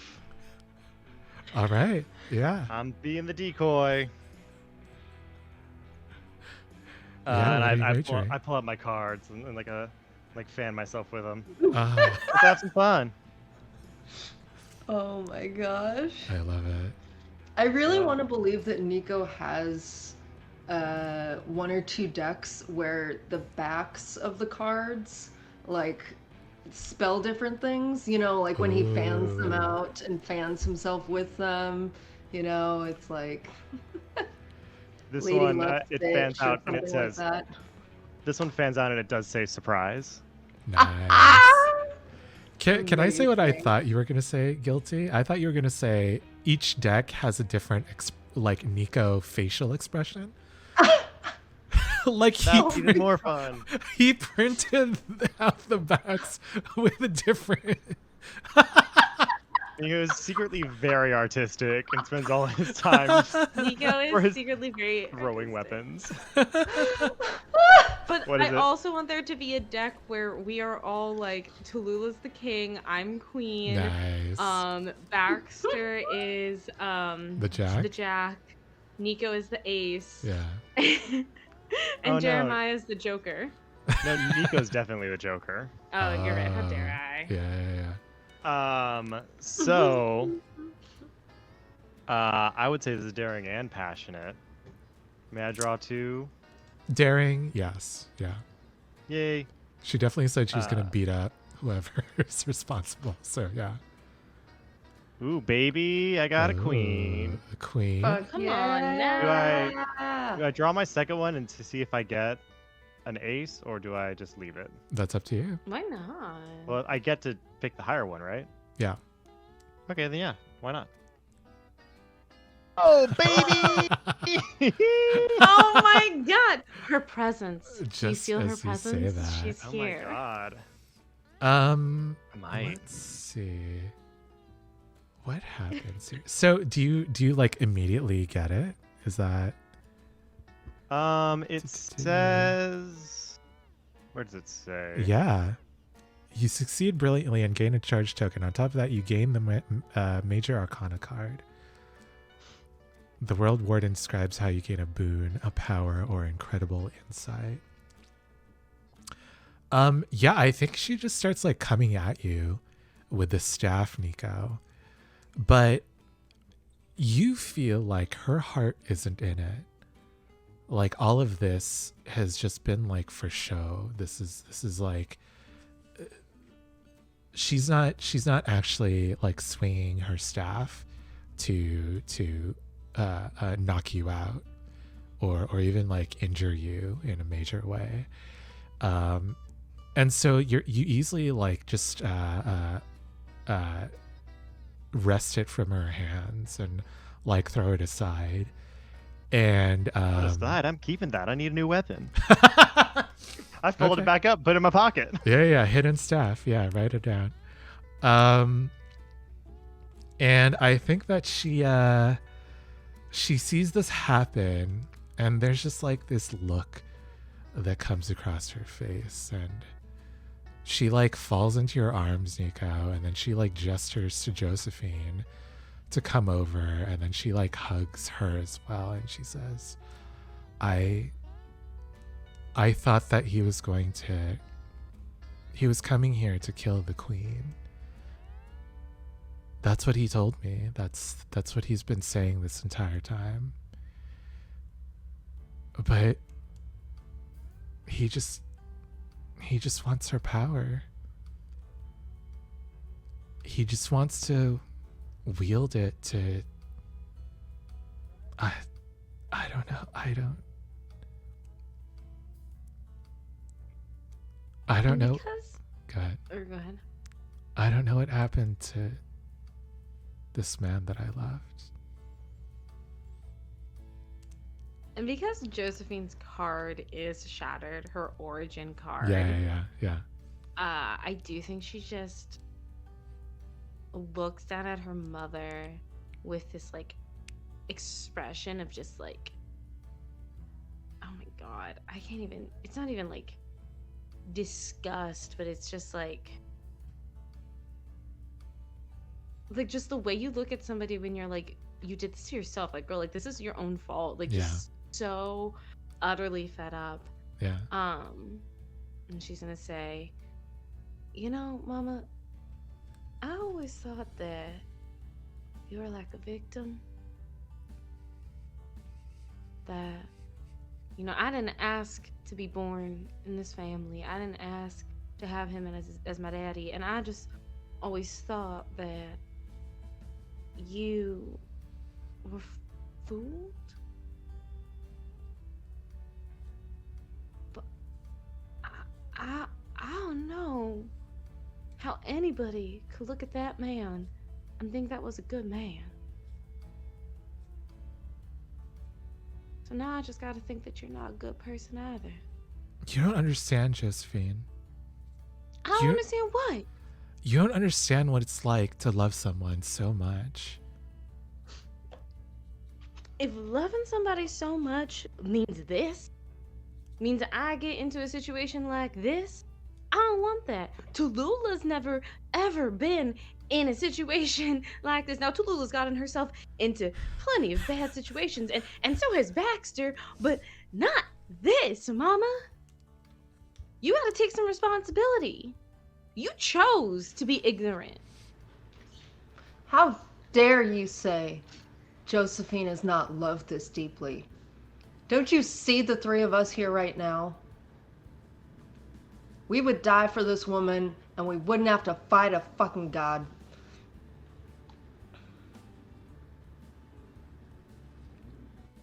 And I think she just continues to weep, heartbroken, wrenching, sobbing. Choke on them, God. Jesus Christ. Ma'am. How did we end up like this with these white tears? It's truly white tears. These are the tears of a white woman. I couldn't care less. Ma'am. I pity you. Just leave. Staying here ain't gonna do you no good, and it won't do us no good. I don't believe her. As you walk past her, as Baxter puts down his stasis bubble.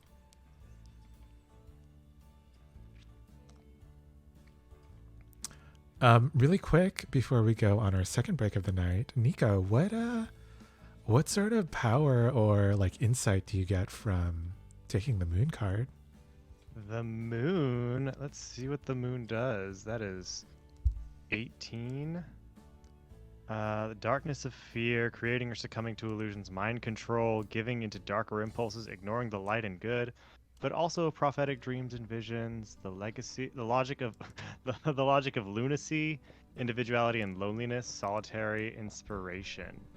I think that upon this happening, Nico gets like a sort of like flash memory of when he was living on the street and he got that his one coin from Lady Luck, the Red Queen. And he remembers that like solitude and the contrast to what he feels now, the love, the wholeness of his family. And I think that this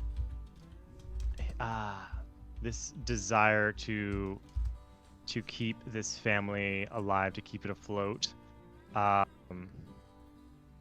it manifests itself around us. It's so strongly that for like a flash, we are back home, and it is like as pristine and like nice as ever. It wasn't burned, nothing was vandalized, it's even upgraded. And he like creates this sort of illusory house around us for like a split second for some illusion powers. That's cute. Yes. All right. Do I take it now or when the round is done? I think that's the round, honestly. I think that's the scene, yeah. So with that, we will go on our second break, and when we come back, we will do the final scene of this game and this season. See you then. Hello and welcome back Under the Table. We are an indie TTRPG Actual play stream, and tonight we are playing The Dying World by Jamila Nejani, yes. And we are in the final act of our of our game. The family of sparrows has gone through a cave, and they've met with Josephine's mother, who is protecting a glass dome from which a pillar of light was issuing from and piercing the sky. Because inside, Josephine's father was actually busy taking the power of the Red Queen, aka the Sun in Bounty. And when you enter the dome, you see him. He's wearing this circlet made of wires and strange panels on which are inscribed different magical runes.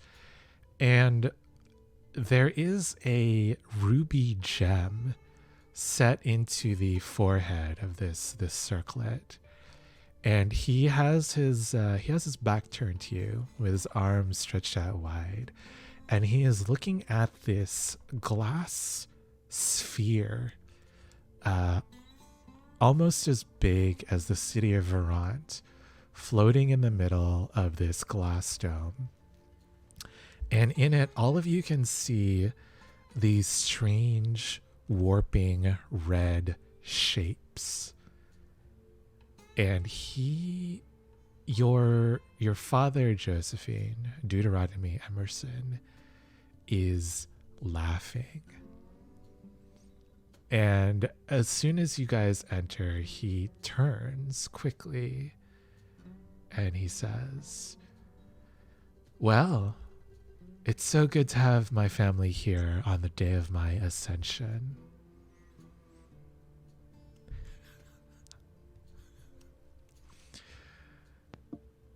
Are you here That ain't to... happening. Go ahead. That ain't happening. Oh. And I thought all of you were here to kneel and give me your fealty. Well, if that's not the case, then you will be the first to taste my power. All right, everyone, let's build out the scene.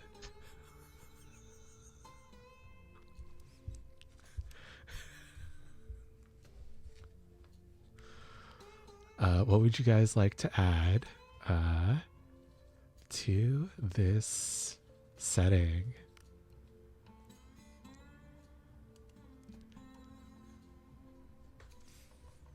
So I think this is an old area. It's got a lot of history. Lots of earthquakes have been around. You know, the planet's been under a lot of turmoil. Nice, nice. I think the building's structural integrity is not amazing.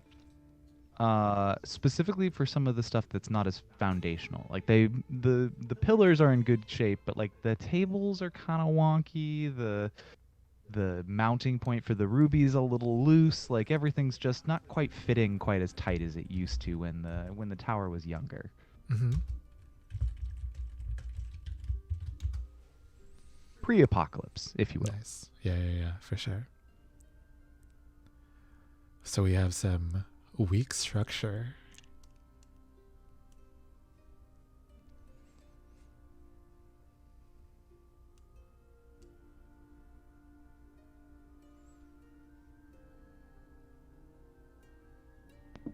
You said there's all these like wires connected to the crown, right? Mm-hmm.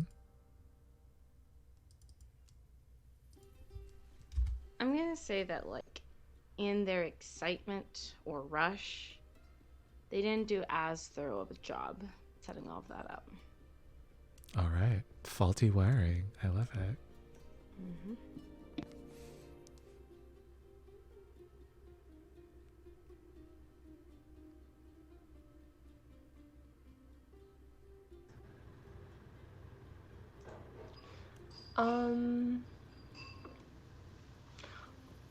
So we're inside the dome, right? Mm-hmm. And last scene I put a grandfather clock in there. Mm-hmm. I would like to add runic inscriptions on it. All right. In,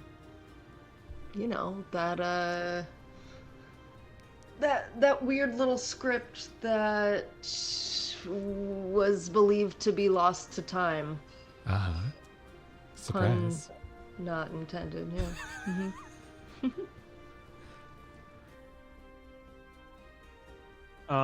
You said there's like a glass sphere with quote warping red shapes. Yes. Yeah.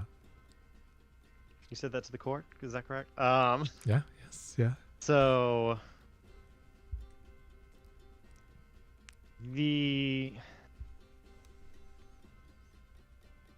I would like to add to the court record that the warping red shapes are in fact growing more restless as we have entered the courtroom. Perfect. Amazing. Thank you so much, Defense Attorney Cobalt. We really appreciate your contribution. I also add my token to the evidence. There we go. All right. Who would like to start?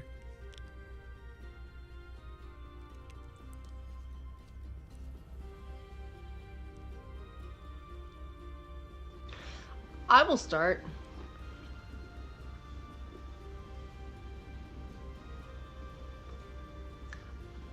I'm going to play Wheel of Fortune. Uh-huh. It has been too long with this temperance bullshit. Time for something unexpected. I hate listening to my uncle talk. Uh-huh. So seeing the red shapes get faster and more agitated within this glass container, I'm going to unload one of my pistols at it. Cause fuck 'em. I'm just break glass in case of emergency. Okay. Yeah.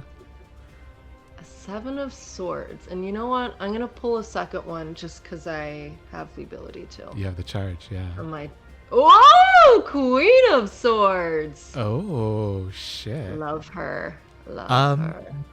Yeah. Oh my god, that's me. She's just like me for real. That is just like you for real. Yeah, you raise your gun to Lula, and Deuteronomy starts to laugh. He says, "Your stupid weapons won't work against me." And you fire. And then there's a pause, and he says, "You missed." You missed. And then he hears a crack behind him. And he turns, and there's a huge fissure in the glass sphere. It's not broken yet, but it's well on its way. And he says, "You idiots! You don't know what you're doing." And then he raises up his hands, and then these like strange vines start growing from the ground, from the dry and desiccated ground, and instead of leaves, they have hands. And the hands are grasping at you. Oh, again, so sorry to the audience. This is your this is your content warning. I'm so sorry. There's like weird bio shit going on here. So bio horror. Amalgamations. So, yeah. So yep. Sorry. Whoa. I don't like it. Yeah. What are you gonna do about it? Okay. I want to use my power from the hermit.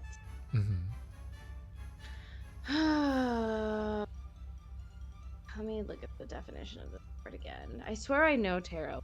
Sometimes it's helpful. Really quick, Guilty, can you move your cards and one of the tokens? Thank you. Oh, yeah. Okay. Dangerous secrets, obsession with the truth, black and white realities, the hoarding of knowledge. Oh my god. Bitch, me too. Let me tell you. Right, Like the hoarding of knowledge. right into the microphone. Not on my watch! Okay! It sounded more like a "Where do I sign?" kind of. We do not True. keep sources here. True, it's so true. We're not about it. Not your cat being Deuteronomy. Raise your children better! Okay. How do I want to play this? Okay. So, as we established earlier, my card, the Hermit, allows me to see the, like, truth as my queen, the White Queen, sees it. So,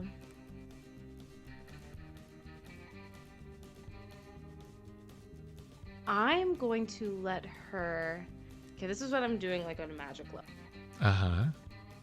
I'm going to let her see through my eye and see what Deuteronomy is doing and who he is. And what is potentially happening with the Red Queen, in hopes that she will intervene in some way. Okay.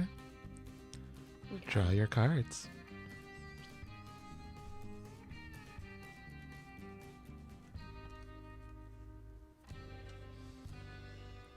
That is a 6 of Pentacles, so it's a 6 yes, but of Pentacles. I am Queen of Mid this episode. Let me tell you. Would you like to use one of my token? I got 2 charges. I also Keeper. have one more charge. Okay, I'll use one of Alex's. Bitch, it doesn't matter. That's a 5. Wait, let me show it to the camera. Everybody, look at it. Everybody, Oof. look at it. Gasp, laugh.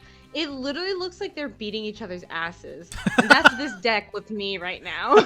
This is me in the center. I know what you're thinking. Wouldn't you scroll over here? No, this is me about to get my ass beat by this fucking deck. Is Gods this above. is this a second crack in your Hermit card? It's the first crack in my First Hermit crack. card. Okay. That's totally fine then. Yeah, you're able to do it. The White Queen looks through you, and she says, in your mind, this man cannot wield the full power that my sister holds, and I will show him the difference between a mortal's reach and immortals. And the vines start turning into these butterflies, these white butterflies that start flying around the dome, and they start moving up into this column of light that's been shooting up from this glass sphere, and they sort of refract it around the dome in these like scintillating rainbow colors, and it's a beautiful light show, but at the same time it's also very disorienting. It's like being in a massive like disco ball. So while you guys are disoriented, so is Deuteronomy, and he's having like a difficult time focusing his power. Nico or Baxter, what do you guys want to do?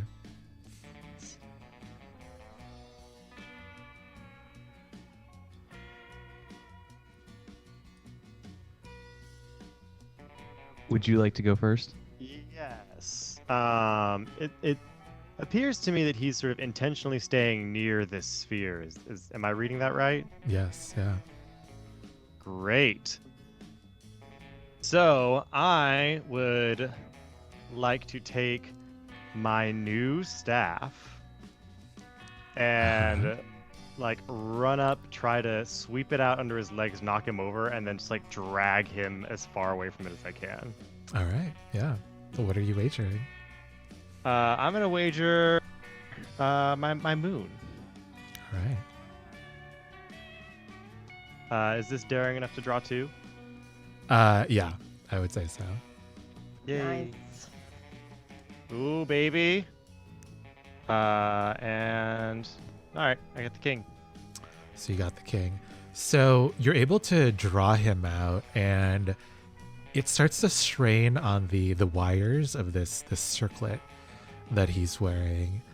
But as you're about to sort of like pull him that last inch that would snap the wires, he touches your arm, and you feel a sort of ripple under your flesh as you start to change yourself.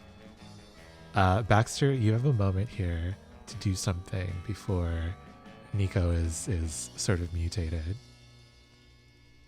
Yeah, so I'm gonna go the simple route. I would like to I'll wager my my tower, of course. And I'm going to use its destructive power to take some of the mining equipment that we brought with us from the previous room and just slam it right down on that glass orb. Okay, yeah. Like Good luck. pickaxe v V I got the glass. king. Nice. I'd Is like it a to pickaxe? Slap it really hard. Yeah, Is it a pickaxe? Do you want like a more epic tool? Digging I tool feel- here? I feel like it might be actually like a hammer. Okay. Like maybe not like a blacksmithing hammer, but more like the Sledgehammer. Yeah, sledgehammer. Thank you. Nice. And you send it flying end over end through the air. And I think Deuteronomy is too caught up trying to change Nico that he doesn't see it until the last minute. And it strikes the sphere, and the entire structure just shatters. And a sound like the ringing of a bell kind of goes out from this structure throughout the entire city. And all of you feel the ground beneath you start to rumble and start to heave up and down. And you realize that this volcano is not as dormant as you thought it was. And you all just like begin to run. And Deuteronomy is trying to like run as well, but I think the wires have tangled him up. And we see the ground beneath him and the weird shifting red shapes that were inside the sphere just fall into the lava that's beginning to consume the city. And you all are able to run through the city and then through the tunnels and break out through the puzzle door. And it looks like the most of the militia members that you left behind you have retreated at this point. So you all are able to hop on your ornithopters and get out before this volcano just like blows. And it just starts spewing lava everywhere. Until something dark red, like the color of dried blood, appears within the magma. And it starts growing and growing. And soon you're looking at this shape that kind of looks like a chrysanthemum, a red chrysanthemum, blocking off the mouth of this volcano completely. And if you look closer, you will see that it is a huge mimic worm. a mimic worm as big as a volcano's mouth. And as the hands along its face just like bloom out, Nico, you hear a voice that you have heard so many times before. The Red Queen speaks as this humanoid shape rises up from the center of this worm, and she whispers to you, saying, "I knew that you would be the one who would free me."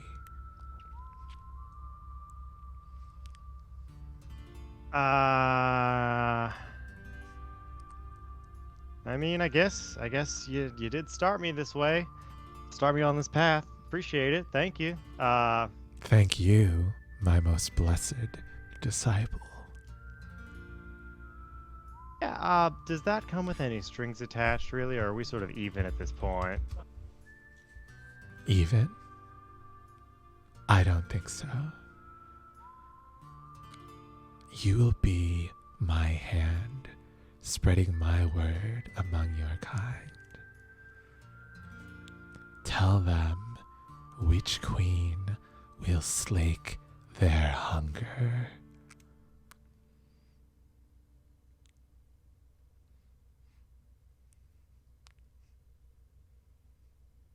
I'm not sure that people want a queen.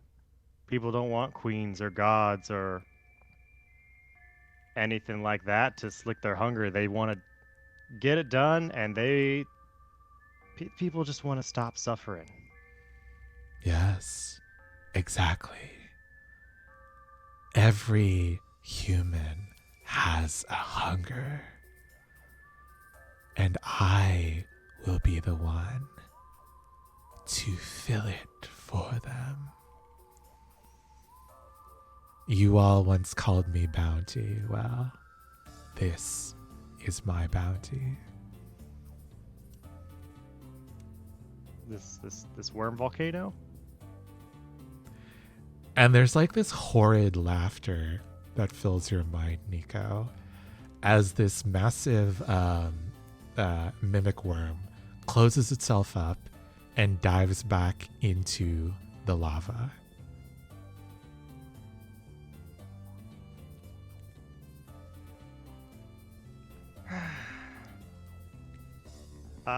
Nico takes a look at his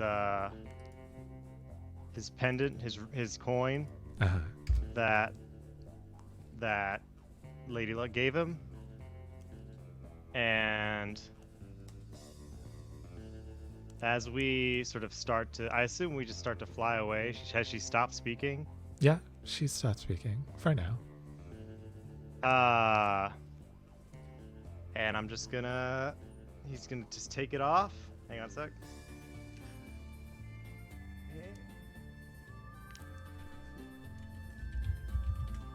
Gets caught in my glasses a bit. And he thinks about flipping it one more time.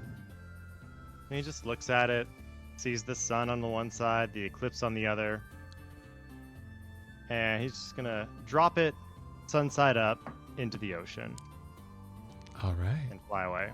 Nice, nice. And there we go. That is the finale for season 3. I will leave you with a little bit of an epilogue, if you will. The camera hovers over the Grand City Calamity in all its purple-black glory. We see all of its ink-blot citizens moving about, doing esoteric, strange things on their plant-covered city. And we delve into the halls, the halls of the castle that stand at its heart. And in it we see the Black Queen, as usual, wearing her dark scientist's coat, and she looks up from her work and she smiles. And then she turns, and we see this strange, emaciated red figure, sort of like a corpse without its skin, entering the Black Queen's laboratory. And this red corpse is wearing a melted golden crown. And the Black Queen smiles at this red figure and says, "Sister, you've been freed." And the Red Queen says, "Yes. And now we can begin." And there's this sort of bubbling in the air, like pustules of flesh. And when they coalesce, there is a third figure standing there. And you're not sure if it's supposed to be like a marionette or some sort of doll or something, because it moves so strangely. But it looks at the other two queens and says, "Sisters, we are gathered once more." And they all say in unison, "Let the contest begin to decide which one of us will become the sun."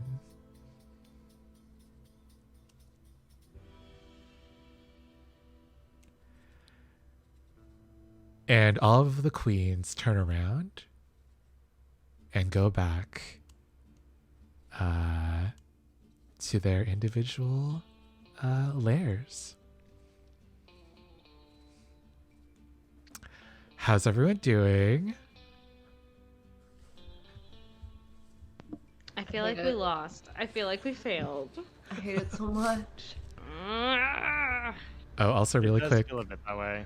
welcome to Level 1 Geek and your rating party. Hello. Thank you, patooties. Hi. Can we get like an epilogue for all of the characters as well?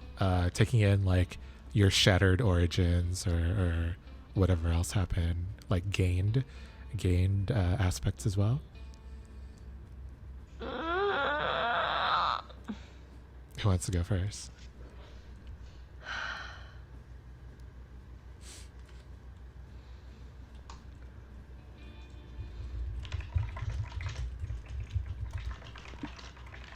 I think for Josie, when we get back,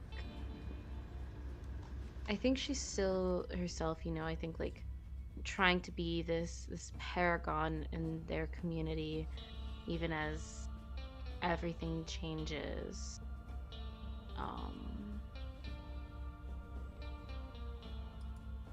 I think she's a little bit quieter though.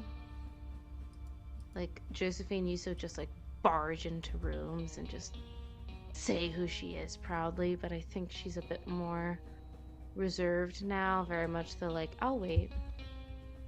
Like that's how she operates in a room now. And if anybody asks her, she introduces herself as Josephine Sparrow. Did she ever go back to her mother somehow? No. Okay. And she never goes back to Nineveh either. All right. Yeah.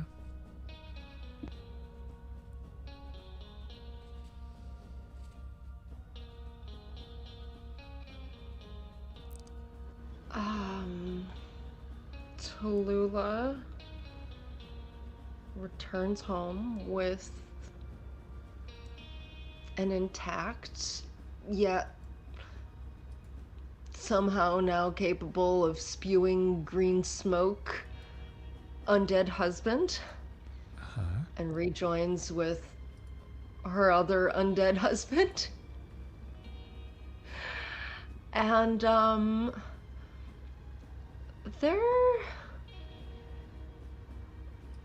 They're gonna take some time, like, out in the boonies of Terrapin's Gulch. Like, we live on a farm, but not too far from town, you know, walking distance from everything.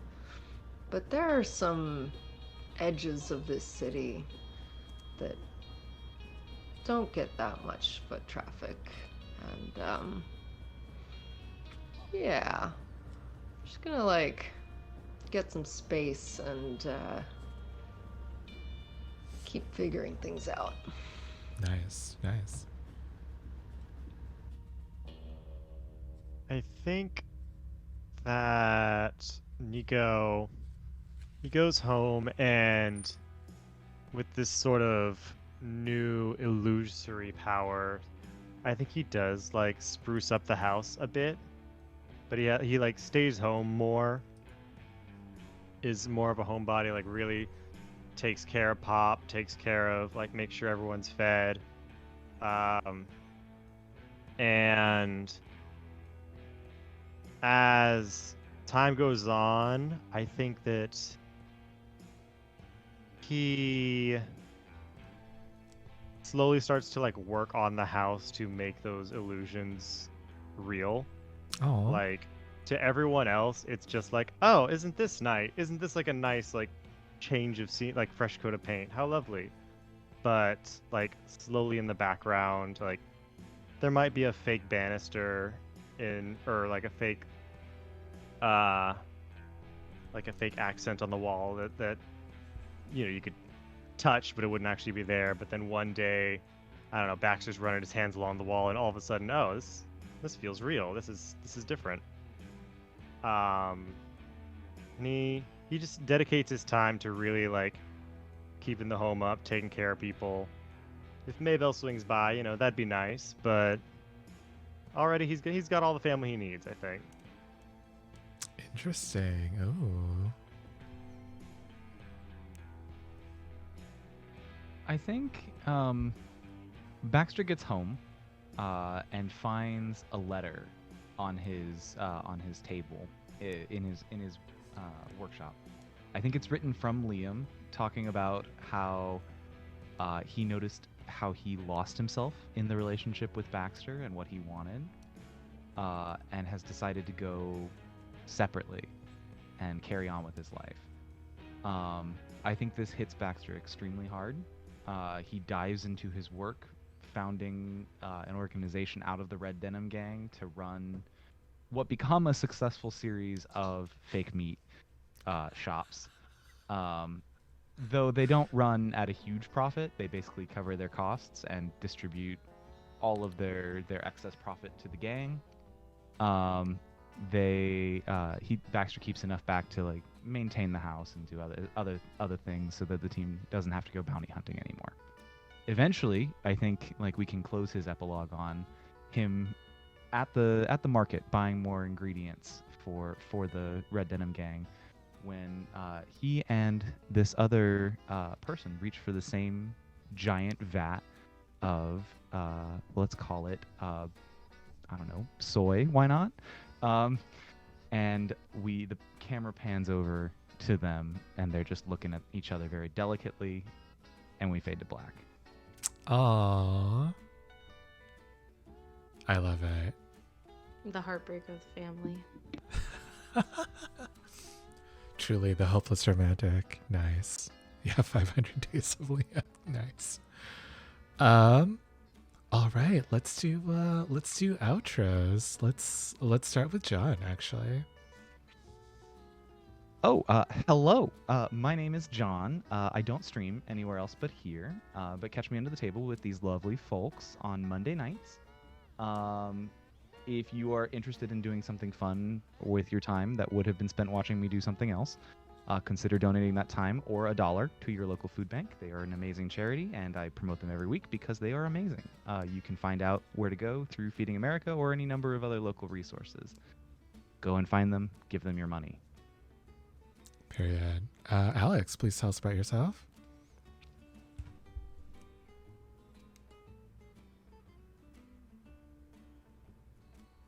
I think you're muted. Is it just me or yeah? Yes, I was muted. You'll never believe all the bad things I just said about you. Damn. So you can find me everywhere on the internet at Cobalt Gear. I'm getting back into streaming. I've been streaming some Pokemon lately. That's been fun. It's been a good time. I also streamed some Hades recently. Oh my god. Finally. I love Hades. I got to the third boss on my fourth Yeah. run, so I was Wow. Okay. What's your slay. weapon? about that. Yeah, what's your weapon of choice? Whichever one gives me the most, whichever one has the bonuses on it. That's Okay. okay. Yeah. That's a fine answer. Yeah. Alex And- totally plays Hades. I mean, I think my favorite one is the spear, but I also haven't unlocked the knuckles yet, Nice. so that sounds fun. The spear's my Um, favorite too. Yeah. Period. And I would also like to shout out this YouTube video that I've been watching. I haven't finished it yet. It is an 8-hour and 6-minute video called Every Mega Man Game's Lore Explained in Obsessive Detail. It is literally made for me and me alone, and I want to share that all with you because it's incredible, and I this is exactly something that I would do. So just imagine that's me instead. I will watch this with you while I look on my phone. That works. I literally just opened it, put it in my history. Guilty, please tell us about yourself. Hi, hello. I have been and will continue to be guilty. You can find me across the internet at Guilty Cosplay. Most frequently, I am here under the table, but as we just finished up a season, I think the best place to get updates for me is going to be Discord. So be sure to join the TPC Discord.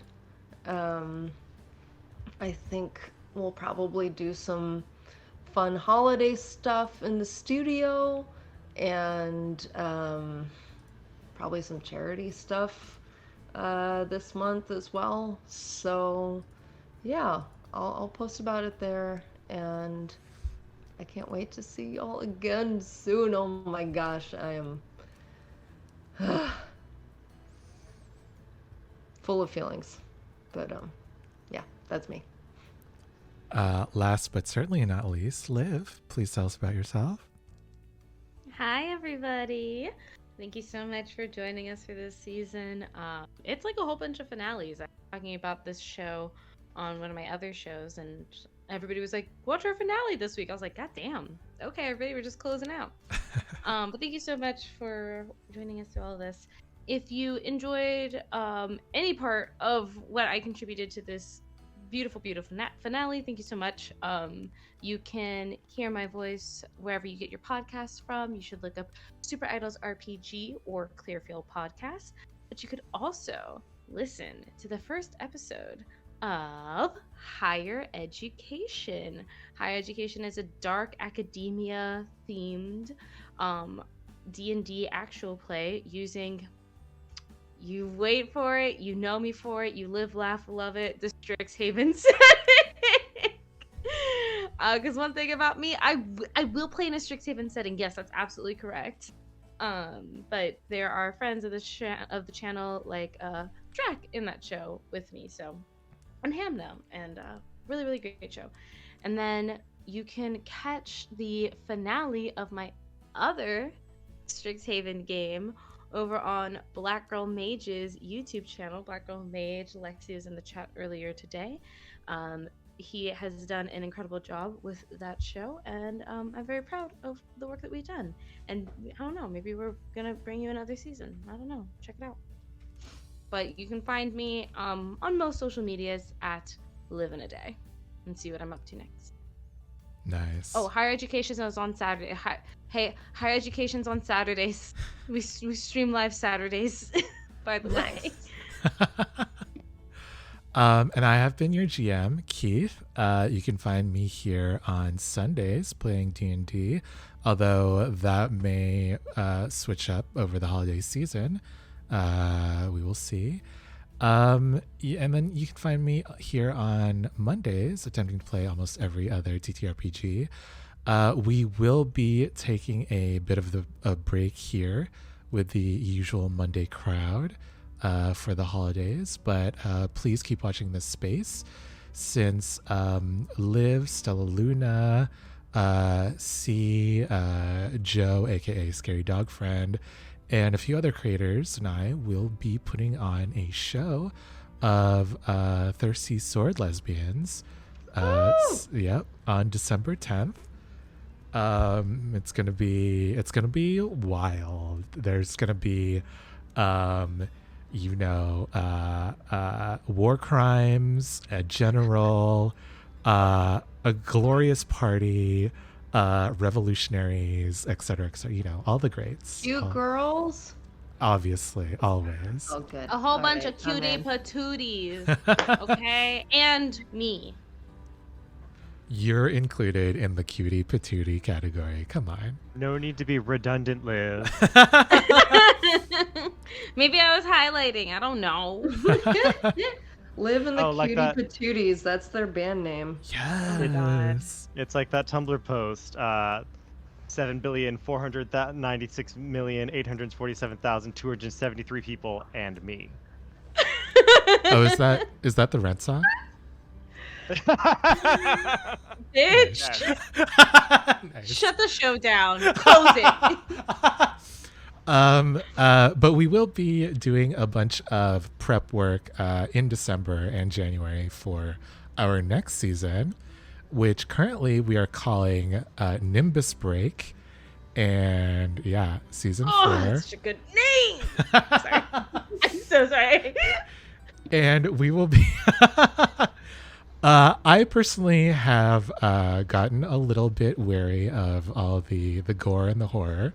So I have asked the crew if we could do a violent, maybe not violent free, but violent less sort of stream using Wander Home. So keep an eye out for that. Oh yeah, and also I may have wrote a TTRPG called The Wandering Lake, which you can find right here on my itch.io page. So cool. Thank you. And then with that, we will be rating the Chill Giant TV. So be sure to send them our love, and again, yeah, continue to watch the space. Honestly, I'm really excited for season 4. Oh, and also join our Patreon because we're about to do a post show, and that is certainly going to be spicy. Until then, bye.